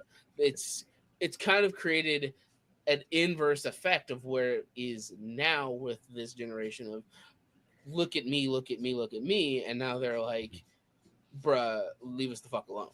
Well, Right. it's cyclical because we had that in the Of course. 70s. We had the look at me, the me generation at the time is what was called, and people would get on the dance floor and they'd boogie and all that stuff, and be out and open and stuff like that. And then in the late 80s, early 90s, Mhm. it was much more of a grunge reversal back into that sort of thing, and then it came back out again. So it's a cyclical. It's going to come back Of like course. that. But I think Of course it does. like you're going to see. I think Gunther, which they grew up, is going to be more reserved about what's online, and you're going to be teaching privacy and everything else, right? So they're going to learn. Maybe I don't put everything I think or do on the internet. Right. Yeah. Well, Maybe I'd have a very is closed off existence. yeah. It's one thing I do try to tell people is like it is that aspect of like I don't post photos of her online. Mhm. A lot of people when they meet me is like I didn't even know you had a kid. I was like, well, yeah, if you want you to know me personally, you don't need to know. But it came to like a post from one of my friends was saying like, imagine you have something like you imagine a memory, right, that your mom's talked about, right? Now she only really talked about that memory like with her friends, maybe at parties, right? She talks about it. But imagine now that was posted on the internet. Now that's shared with everybody, and someone found that. Now it's funny, and then it just keeps going there. It's always there on the net. Now we went for something funny. What if you did something embarrassing? What if you did something wrong? Right? And it's always there. And you post it online for likes and clicks and doing it without, before you handed it, you thought it was kind of neat, but yeah, it's that But thing. but It's we also literally have on the post. this other massive issue here is that where society has hit right now is that the current adults or going into adults are significantly more tech literate than the older generation and the newer generation. Because the newer generation were given the tech with no explanation of how it works. So they just go, I'm gonna press these things. If it doesn't work, I don't know what to do about it. So I want something new so it works, which is a massive issue where you'll have where I work, I've had people who are 8 years younger than me confused by something that people that are 10 to 15 years older than me confused about. Like simple things. It's like, how do I put colors on these tabs in my window? How do I make these tabs colored? I was like, oh, you guys want to do that? Do this. And they praised me like a god for figuring out how to do this. And they're like, "Oh, I'm gonna take that. I'm gonna tell everybody that you told me how to do that." Managers, people who went to college, who have degrees, who are 6 years, 7 years younger than me, didn't know how to do simple tech things. So I feel like we're in this weird spot of not the next generation, but the generation afterwards might end up being that locked all technology down generation, because the one before, the one right afterwards, are the ones that have been inundated with crypto scams and Mhm. the fucking blockchain and Coco Melon and AI slop and all this other stuff. Yeah. So I feel like the one after the next one might be that level of lockdown that article was Maybe. talking about, potentially, but the next generation is just as computer illiterate. Well, it becomes when it becomes a utility, right? So like Yeah. you don't have to know how a microwave works to make it work, but when microwaves are first starting to come around, I mean, did you have to learn how this sort of thing worked? Like computers, when we got into computers, my first computer, I was trying to research because we didn't have the internet. I'm trying to research and get information on from bulletin boards Mhm. how to add a hard drive to an XT computer by having to go in and manually code in on the MLL uh, the controller. Mhm. It wasn't an RLL, it was an MLM, I think, but it was a MFM. And so we had to get onto that and put in some codes and make it see the hard drive, right, in order to Mhm. make this work. And nobody has to do that anymore. They just pop in a hard drive. You know, there's things that become utilitized to the point where you don't understand how it works anymore. It's like this old Right. joke about if I go back in the history, if I go back to the 1000s or the year zero or whatever, I'll be able to give all this technology and you go there and they ask you how this works and they're like, well, I don't know. It just works. Just you have electricity. Just go get some electricity. They don't know how to do it. Right. Yeah. There was a great thing I saw the other day about somebody who tried to make a toaster. Oh yeah. Yeah. I don't know if the toaster thing. Mhm. And it's just like he had to go. He was going. I have to go find some place to get the copper. He had to mine the copper. And he's trying to do the toaster Mhm. completely himself. Mhm. And it was just an ordeal that you can't do that stuff like that anymore. Right. It just Right. society's not like so. It becomes much more of a appliance utility than it is a like learning how it really works Right. and understanding how it works. Here's Cars, y- another great example. We used to right. have to work on cars to make them go. We just had to know how to work on them. You don't do that anymore. You don't know how it could because it's all computerized bullshit now. And you kind of just have to take it to somebody and let them run a computer program on it and It's, figure out what's wrong with it. it's not all I computers. don't, you don't, I don't, you don't. I understand, but people like a Most people 17-year-old kid, they're Yeah. not learning that stuff Right. unless their A parents lot are of them don't making want, them. and they don't want to know. They Yeah. don't. A lot of them do not. I wanted to show some people, some kids are like, I don't care. I don't care. Yeah. But I feel like you're like the millennials, like the full like elder millennials, Mhm. understand the technology, and then the late Yeah. millennials slash Gen Z are the ones that understand like the software elements of it in a manner, because I don't know how to do what Reinhold said about making a hard drive be seen, but I know how to understand Google Foo. Yeah. And it was like, oh, I need this thing. Here's how I troubleshoot to find the Well, thing now I there's need to classes install. on how to use how to do proper prompts to AI to get the best response out of it. It's like Right, the new which Google Foo, where now we have to learn how this AI stuff works, and you're Mhm. expected to make it happen. Younger kids are going to be able to just breeze through that because that's what they're used to. It's what they grew up with, Right. right for right? Yeah. now, And until the AI, until enough of the Yeah. until enough of the the like how, especially with art. like the Oh man, art's gonna be so yeah, hilarious when well, people like the keep Excel like spreadsheet nightshade and example. stuff. It's like people just going to go to Copilot or Chat GPT and say, "How do I do this in Excel?" They're Yeah. not, and they'll or just do it for me. Right. Right. So there's plugins now in Excel where you can go and have ChatGPT in there. You just say, hey, format to cell to do this and blah, blah, blah. I do this with programming. I mean, I know I'm not a vibe coder in any respect, I just but for convenience purposes, I'll go to ChatGPT and say, write me a PowerShell that does this. And then I'll take that PowerShell and I will validate it because a lot of times there's a lot of problems with that code. So, but it gives me a good starting point. Yep. Right. Which is when I always did coding, I always take the existing program and say, okay, now let me change it to make it work the way I want it to. Yeah. That's kind of the same thing where you're getting that initial code and then you're saying, okay, now I need to tweak it to make it really fit for what I want to do. Yeah. But there are people now who are just doing vibe coding where they just put it all in ChatGPT, and then whatever comes So- out, that's what they use. We just vibe. We just And vibe. there's so many there's so many security holes and so much stuff nowadays Yeah, I because mean- of that. It's Hey, amazing. hey, I put dark mode on the dev environment. It breaks half the time, but it's dev, and dev needed a dark mode. Okay. You know, everyone. I refuse to support my dev, my vibe, my vibe, dark mode. Please don't push to prod. I love these new like TikToks and reels about Mhm. the vibe coder guys. Like, Yeah.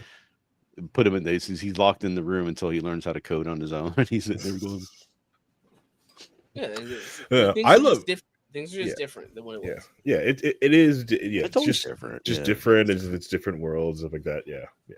It's And it's created such a Yeah. massively The- the base knowledge that you have still exists, but there's so many new caveats that create exceptions or make you take the original idea and concept you have and Mhm. have to warp it and change it and mold it to fit the new mold. I think we can at least agree that the weak men of boomers created this time that we're these hard times that we're living through right now.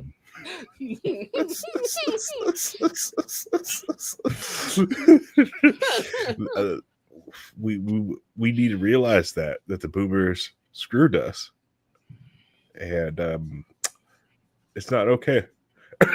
Oh man, they are assholes. man! Remember when they Even said going out the that- door. Remember when they said that trade skills are bad and you have to go to college? I remember that. Yeah, I remember that vividly. I remember that. I never saw. So here's the thing. I my family was all trade skilled, and that's what's weird for me because I don't get this the whole thing. Or All right, people are all right. saying this, but my dad would not let me join the trades because he told me you don't have to. You're smart enough to not have to do this type of work. Yeah. Yeah. Go do something where you can sit in an office, in an air conditioned office, and not kill yourself Mhm. doing this hard manual labor that he was doing. He Yeah. let my brother join with him, and Mhm. my brother did that for till he's getting ready to probably retire soon. Yeah. He said he could have retired 2 years ago, but he's still going. But that's kind of the area I grew up in, where I was told by my parents that they wanted me to do something else because they wanted better for me. But is that the same thing as what you're talking about, where people were told, go get the degree so you can have a better job than we had, because they wanted their kids to have a better experience and a better life than they did. Yeah. And that's turned into a kind of a group of people, a whole generation of people saying now that trades are kind of beneath them. It becomes this completely different argument of when I was growing up, you were told that you have to go to college. Like that's the thing. That in order to be successful, you need to go to college. You can't just you need to go get a degree and figure it out. I hate I was at school and I learned things, but school wasn't my environment. I could if No. I'm honest with you, if I needed to learn something, it wouldn't be through school because Do you- I would get everything done and do other things. So You- if I was in even if it was putting it into and aiming it into something that wasn't, just a hard trade or something along those lines, it could have easily been, hey, you have the intelligence to do XYZ thing. Let's move you to that instead of forcing you to do the same remedial classes that everybody else is going through, which bore you I to didn't death. And you don't graduate. care. I didn't graduate from college. Neither did I. I went for like a semester or two,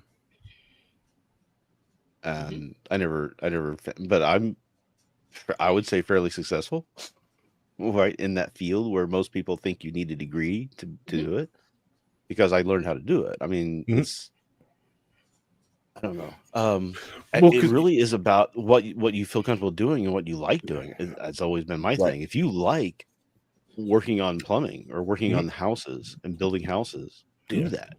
Yeah. But It's I agree. But yeah. the issue is when you're told that, well, that's not what you're supposed to do. Even if somebody, even like when I was in school, there are kids you can obviously tell shouldn't be aiming to go to college. right? Right. Their Mhm. focus wasn't school. They were doing other things. As obvious, they could have easily just gone to do like a trade and something else, and they would have been perfectly fine. But instead, it's more of the push them to go to college because is in order to be better, you have to go to college because everybody wants Yeah. you to have a degree. Because if you don't have a degree, then you don't matter. That's that. Yeah. That's I what grew it up different. was. Yeah. And that's what was pumped to me when I was going through school. Is Because when I grew even up, though I didn't complete college and I've mhm, lived a completely different path. If mhm, I had somebody who's like, "Hey, I see that your brain works by you need to like the thing, and if I put you in front of this thing you like, you're gonna go here," I would have been mhm, amazing. It would have been perfect for me. yeah. But that's I not mean, when I how the propaganda of what we were told that you needed to be when you grew up. well, I grew up in a farm area anyway, so half of the people I was going to school with were just going to be taking over their parents' farms. So there was a lot of people not going to college, and there was other people who just I enjoy working on cars, so I'm just going to become a mechanic, that sort of thing. There was very few of us in my class. It was a class of like 42 people. I think about 14 of us went to college. Yeah. Probably, it's like a bunch of us a bunch of them went in the military, a bunch of them stayed home and worked on farms. Yeah. Right, and, But and that's again that's what I mean. That's like when for me, you were basically told to pick your life Mhm. while you were figuring out your life. We're Like, and you had to go directly from graduating high school to college because Mhm. if you didn't, you're the weirdo because you're a gap kid or you're not Yeah. going to get the money you need or et cetera, et cetera. Right. I also want to say like I said, like the Reinhold, the world that you grew up in did not exist when Vincent went to school. That That's that what I'm world saying. It's was it's it's completely like shattered. so. Um I have a hard time I understanding this because it doesn't make any sense to me why yeah, somebody would be like look at guidance counselors all sucked anyway because if they yeah, were good at anything they wouldn't be guidance counselors. But that always pissed me off when I was a kid because if I had more of a hand in a guidance counselor type of thing guiding me, I yeah, mean, I obviously had a path towards computers, but I also would have really enjoyed being an architect or a lawyer. But I didn't find out that I would like those two things until I was in my 30s. mhm, And I'm like, oh, this, I would really love to have done that, but it's too late now because you got 10 years of apprenticeships and right, lawyer schools and everything you have to go through. By the yeah, time I would get through any of that stuff to make any money, I'd be in my mid 40s, like early 50s, and like, right, well, that's kind of stupid. yeah. So I just kept going with what I'm doing. But um, so we didn't have good guidance there, but it doesn't sound like anybody's getting It's good guidance anywhere. it's not even the guidance counselor thing. Vince, like when you went to school, because your high school, when you finally got to high school, you finally found someone do other classes that aren't like the academic to college prep classes. Like I barely got the tail end of shop and small engines, but like it wasn't Yeah, until your high school I think that was even an yeah. option for you. I had I was in the last shop class that my school had. Mhm. I was in the last one that they had, and they discontinued the program. Yep, because There was no home ec. There was none of the actual like life skill things. The closest thing you got, like even like taxes or any of the because obvious stuff. that's when you transfer school districts. Because when you were an IPS, those were non-existent. Yeah, exactly. Those are non-existent. They had English as a second language, everything else like that, but that everything else like that was like because when I went to John Marshall, yeah, we were closing out the home ec and shop classes. A lot Oh of no, people, when I was when IPS used to have like I guys who had a garage where they would get cars and yeah, donate it to them, and they would yeah, fix like at them up. Tech, It yeah, doesn't at happen Tech, anymore. yeah, at Tech, No, that's about it. Tech is the only one that's left. that But it barely came. It started to come back at Tech, Arsenal Tech, but no, John Marshall, nope, nope. I just had a lot of people like shocked I knew how to use some power tools when I was 18. Like you've used these? I was like, yeah, using them in shop class. I was talking about it because like Mhm. most people have it, good. It's just one of those My things shop that class was 7th grade. so We when had shop. so when he says like there was no other path, like because yeah. didn't illuminate another path. All you could go was that way. So and it's for those kids that said like I don't know if I'll ever use it. This algebra stuff is like, hey, if you show them that algebra stuff works pretty and tricks that works great with building freaking houses and let them go do that. They're like, Right. oh, I enjoy doing this. This is what I want to go do. And then you have the other Mhm. side of it, was where you show any level of intelligence, they immediately go college prep classes. Mhm. We're gonna put you with these college prep classes because you need to go to college because you're smart. So Right, you're we're smart. not going to let you do the other things that would even remotely lead to something that wasn't college Yep. because you're intelligent. They Yep. see that you're intelligent. They give you college prep classes. Yeah, I only did the other classes because Those- the tech teacher, Mr. D. Vincenzo, was just like, yeah, you need to learn to, this is like, I want you to understand why you should be working in the AC. It's like, what? We're gonna bricklay. What? We're gonna go take apart a bunch of greasy engines. We're gonna go do all this other stuff. Why? Because you need to know why you're going that way. And if you do like this, you can just easily turn the direction, and we can take the knowledge that about electrical for like for Cisco networking. We can easily start running wire. And a lot of kids just, no, I love doing this. I'm doing high voltage. I'm gonna make some money. And then even the most basic things you think of, like my 10th grade English teacher was a teacher that my mom had when she went to that school. It was his last year there. And he basically straight up said, I don't care what the curriculum says. We're doing speeches. That's what we're doing. Screw papers. I'm picking my own Shakespeare books that we're watching and listening to and watching plays of and writing stuff about. We're doing speeches. We're doing at least 4 speeches, and so you know how to talk in to public, and you know how to interact with people, and know how to write these things because they weren't just like regular speeches. It was like procedure speech. Explain how this happens. To talk through how you would do this thing. And then my friends who had the other English classes didn't have any of that. They didn't have any of that. And then when I got Shakespeare, I got Much Ado About Nothing, and they were like, "Oh man, we got Hamlet or whatever, the obvious ones. Well, we got the more obscure ones because he was like, fuck it, I like this one better. We're doing this one, and I retire this year, so I don't care." Yep. So a lot of people don't have a lot of the experiences that you are thinking that you should have had because they were just removed. Yeah. And now they're replaced. I mean, it with helped. this It helped. massive amount of technology.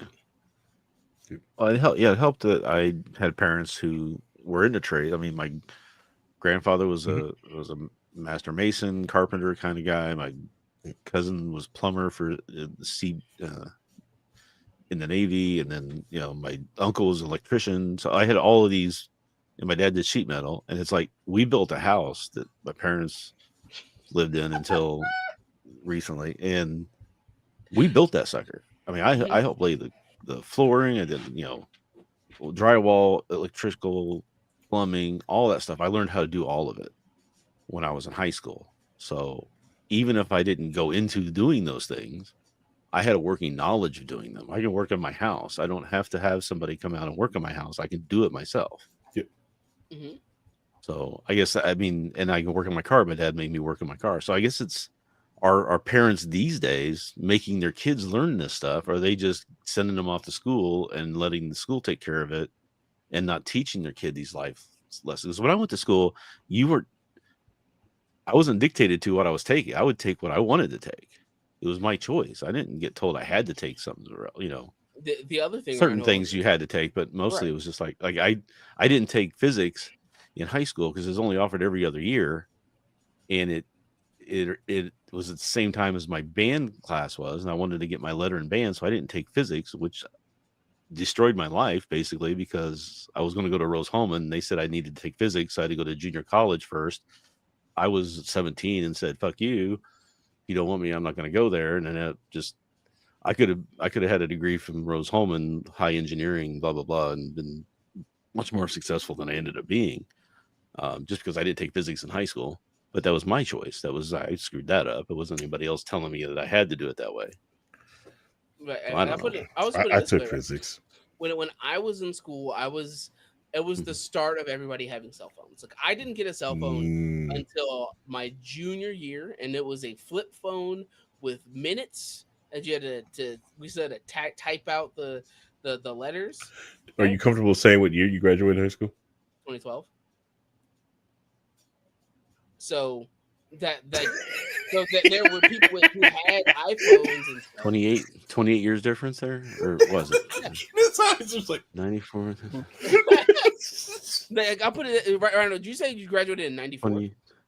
84. 84. Okay, you graduated 10 years before I was born. Yeah. So just put it into perspective. So I was the start of them having mobile cell phones in school, and now you get laptops from the school to do your schoolwork, and then you also have most kids have phones, not all of them, but most of them do. Yeah. But you have a laptop that is connected to the internet.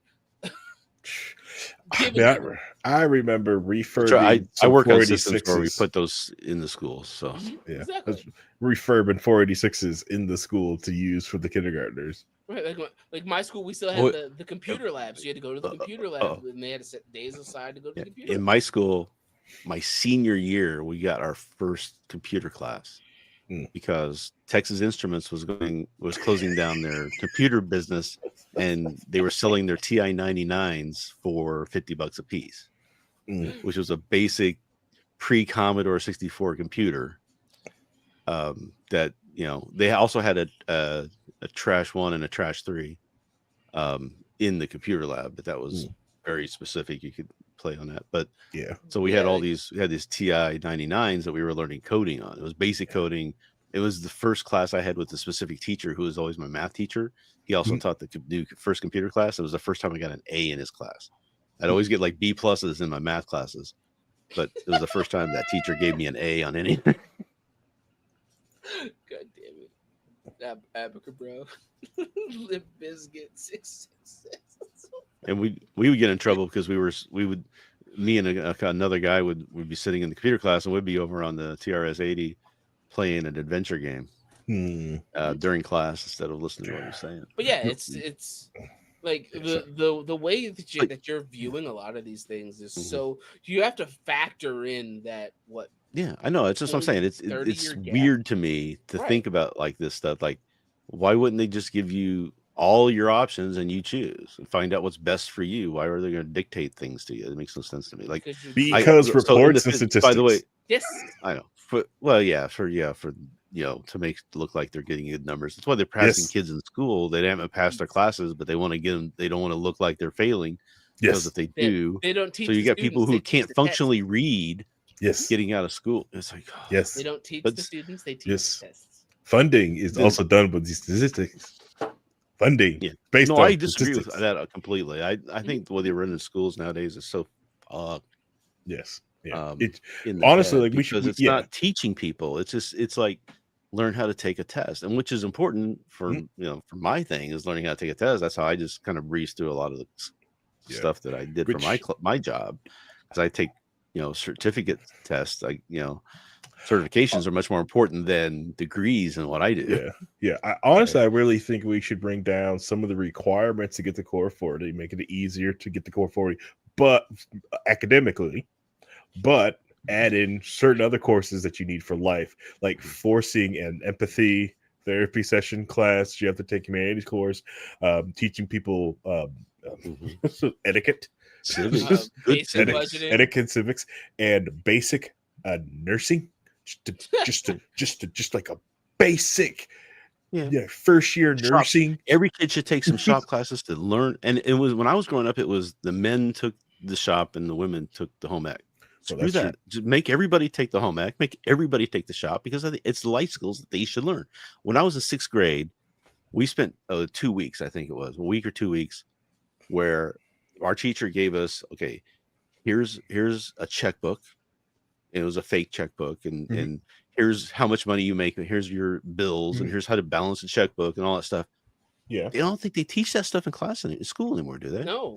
I think it was this thing he did outside of the curriculum just to teach us how to do it. I don't even thought they taught it when I was growing up. That wasn't even in my school when I was there. The only reason I knew that is because I went to Northwest, which had the business and finance magnet, and we had Miss Payne, an amazing accounting teacher, made sure we learned this crap. Yeah, I was taught in 6th grade how to write a check and balance a checkbook. Yeah, and I also what bills were like. all right, my wife probably hate this, but like she found out she's this year old when she found out with the whole 0% interest and 0% APR, the pitfalls, what I always call that gambling, which is when you find out, like, listen, if you still put 25% left on that, you pay no interest for 16 months. There's 25 cents left on that balance for 16 months, they will tack on all of the interest for Service that fees, whole yeah. 16 months. Like what? It's like, yeah, that's why I say that it's gambling. Do not gamble with that gamble. And you have to you have to be able to buy it twice to take that gamble. If you can't buy it twice, you can't take that gamble.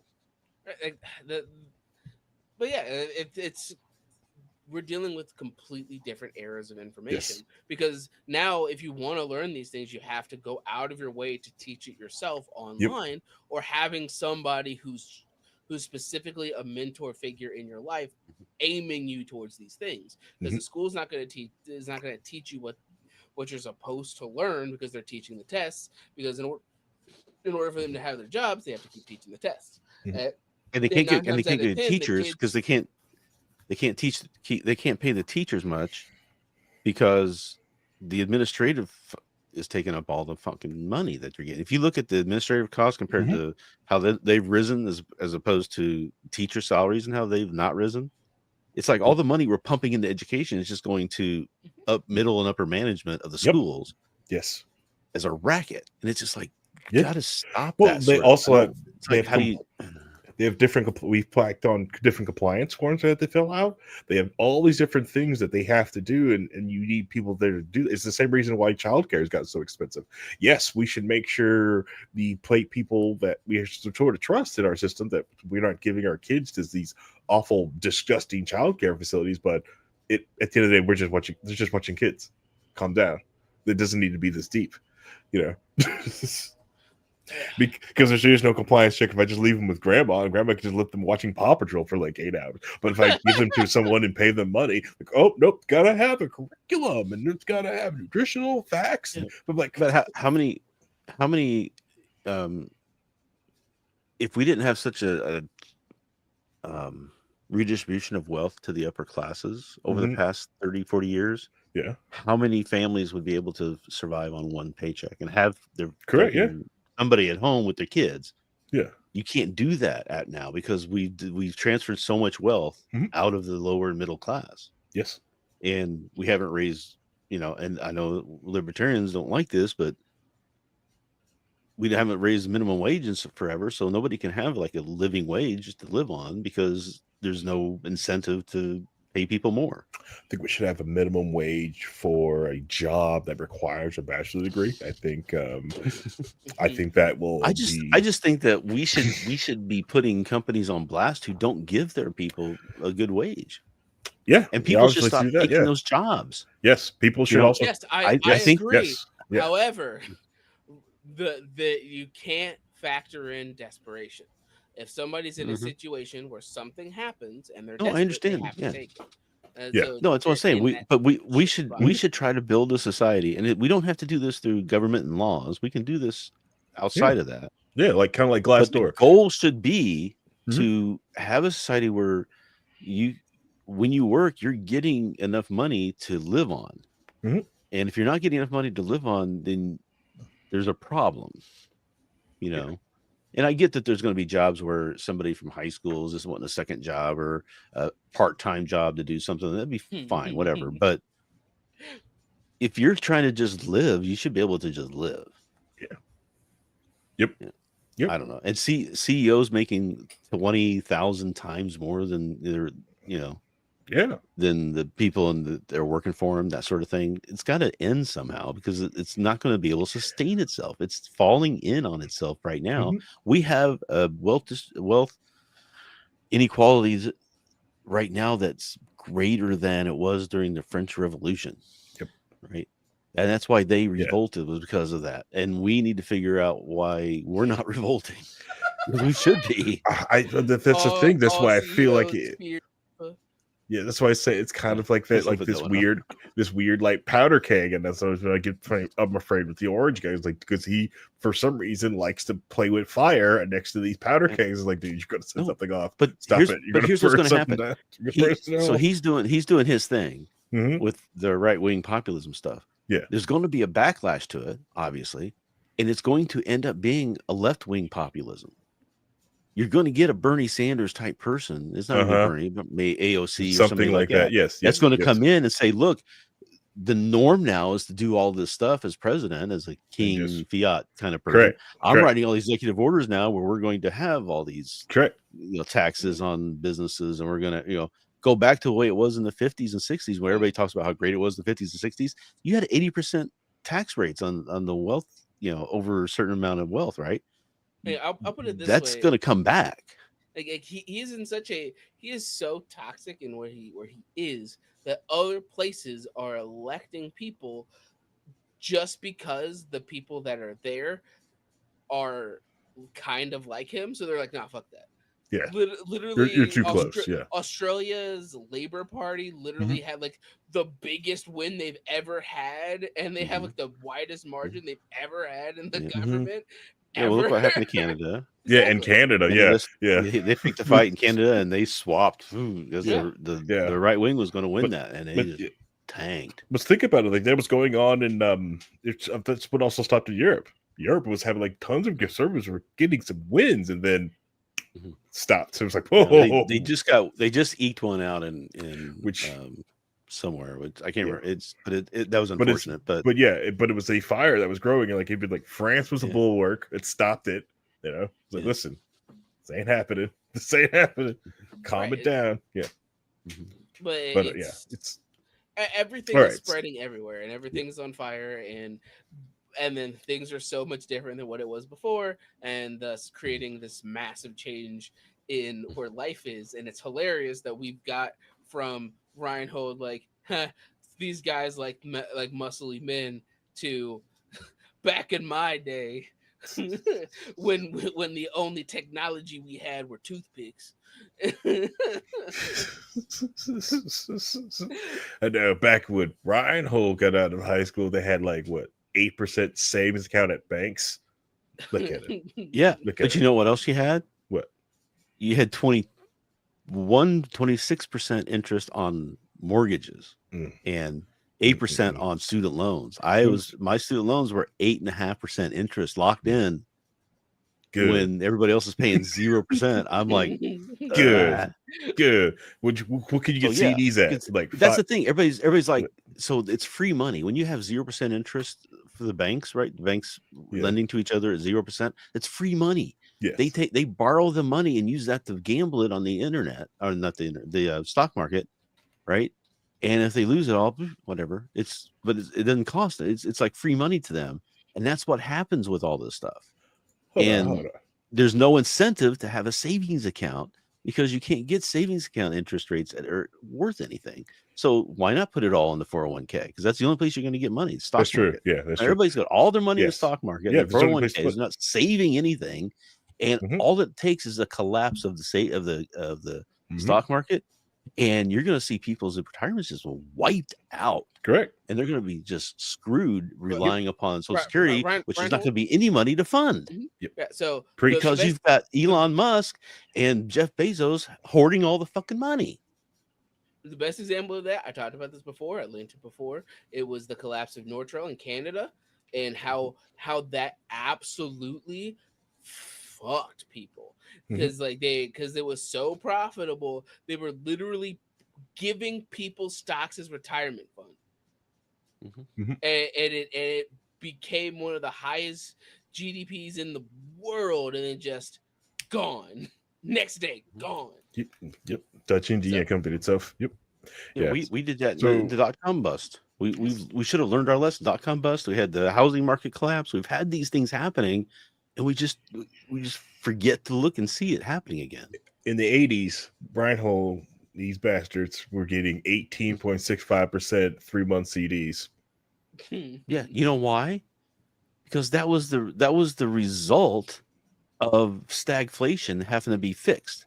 Volcker had to come in and say, I'm going to raise rates until it stops, and I don't care how high it goes. And he says, I didn't think it was going to go that high.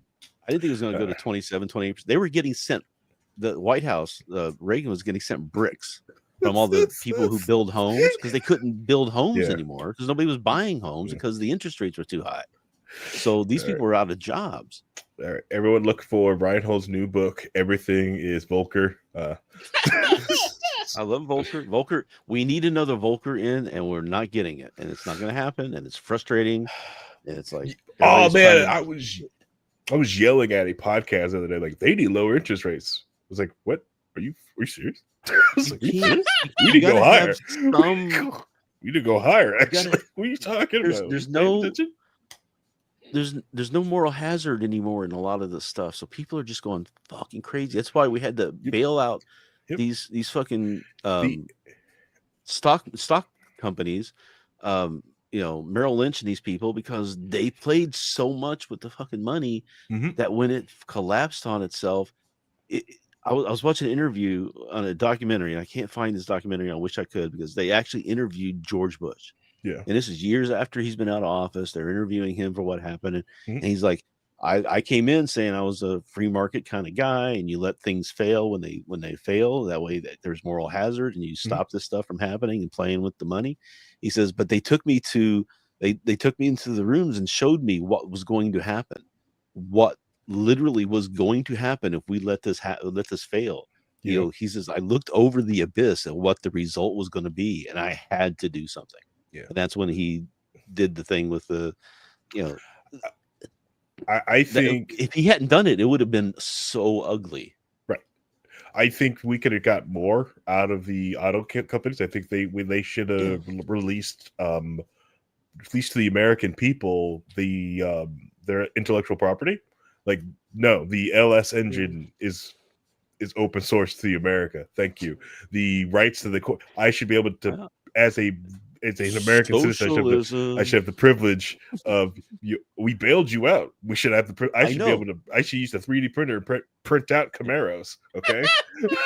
But that's the thing, is that too many people, even with all that going on, were like so anti-socialist that it's like, you can't. The government can't own these companies. We have to do. It's like, I get it, but you gotta deal with reality, what's going on with right now, and not dealing with your idolized perfect world society, which isn't going on when everything's failing and nobody has any money, and the only retirement a lot of people have is going to be Social Security. That's all fucked up because we've got rich people still collecting it and keeping all their money. It's like,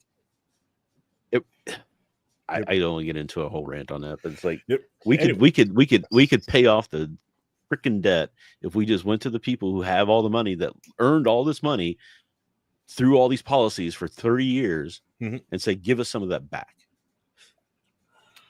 You don't need all that money. Let's pay. It happened in the Gilded Age, right, with the robber barons. Eventually those guys said, here's some money. Rockefeller and those guys and Carnegie, they loaned money back to the government. They got the government functional again, because it was all falling apart because of what they were doing. And they realized it, and they knew that if they didn't do something, they were just going to be sitting on a pile of money, but no services or people to do anything around them, because everybody's going to be hungry and no jobs. So they had to do something. They figured it out and did it. Nobody's having that realization. Elon Musk is not having that realization. He's just trying to get more money for himself now. He's just trying to screw over the working class and the middle class so that he can have a few more $1 billion. And I'm hoping that's one thing that Gen Z is seeing. I think a lot of them, when they, not buying a lot of the newer games and kicking in with the old school games, the whole like buy it for life movement and thrifting, a lot of them are seeing it. So I have hope, but interest rates just go high. All kinds of different things that you could go for. I am not a eat the rich type of person, but I am a Diablerize the Elder kind of guy. So I'm all sorry. No, I can't eat the rich, but I'm all for Diablerizing elders. Okay. It's like, okay, I know libertarian, all that stuff, blah blah blah, right? But we don't have a free market.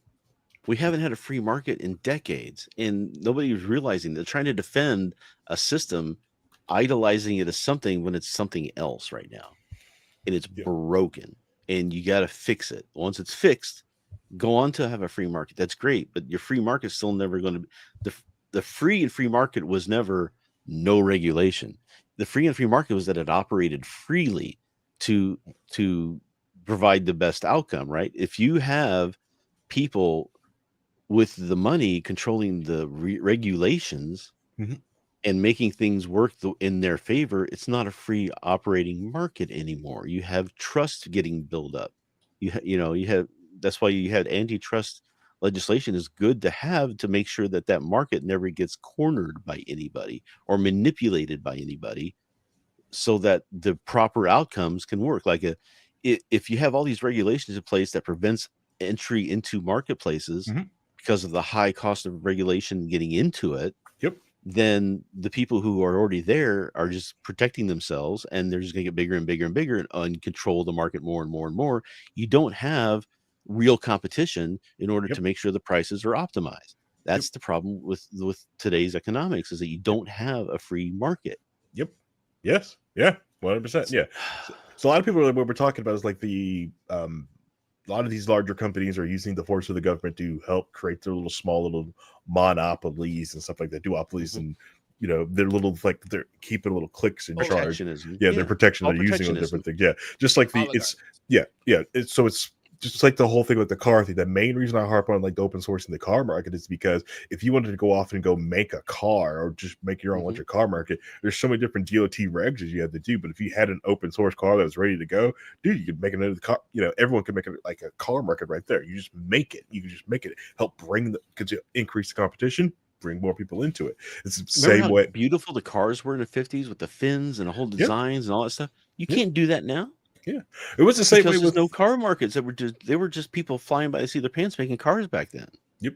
Yeah, tons of different car companies now. There's just a handful, and we're still losing them. Nissan and Mitsubishi are probably not going to be here in 10 years, and Mazda is only going to be here simple fact because rotary heads are still buying rotors, and and Honda Honda likes their tech. Okay, that's the other reason Mazda's still living around. Okay, I love Mazda too, but yeah, I'm realizing only because these bigger companies are just they're manipulating the market for they're themselves. manipulating. It's a oligarchy. I mean, that's or and we have and we have the rules on the book to let it up. And I think the idea of making it more of a free market and then bringing down a lot of these copyrighted things and making the rules easier, it helps bring these things down and helps us diablerize these elders' money. Okay. All I know is that we need to tear that down so I can get a Who Framed Roger Rabbit too. That's all I want. Tear down all of that so Disney can get fuck off and I can get a Who Framed Roger Rabbit too. Yeah, we'll get that movie, and then we'll also do the reboot of Citizen Kane starring Chris Pratt, Dwayne The Rock Johnson. I just want AI to be good enough to continue making Wheel of Time shows without actors or anything like that. It would be sponsored too. It wouldn't even be called Rosebud. It'd be like there'll be product placement in there. Yeah. Mountain Dew Code Red. Red Rider. I can't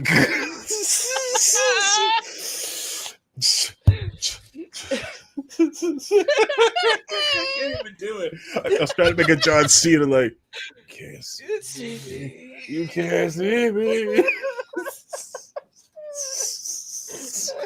God. So this episode's getting long in the tooth. It's super long in the It tooth. just kept going. There's no break. We just kept talking. We vibe. I could keep going. We've done this going. before. I've done 4 hours before without even blinking an eye. We hit the 2 hour marker of vibing.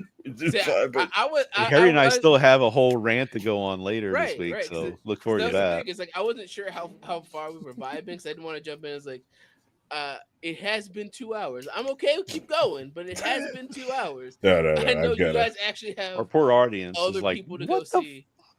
I know. I'm waiting. Later's going to be like, my cost, my street, my. I know. So I'm going to try to do the Spielberg jump of like 30 people, right?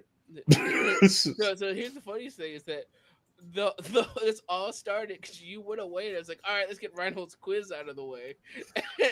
And now we went for an extra hour than we normally do. So it's your fault. Reinhold's quiz. I figured that quiz we'd talk for like 20 minutes and go on to something else. I didn't think it was going to just end up like this. 2 hours. 2 hours. 2 hours. See, I bring the topics, baby. I bring them.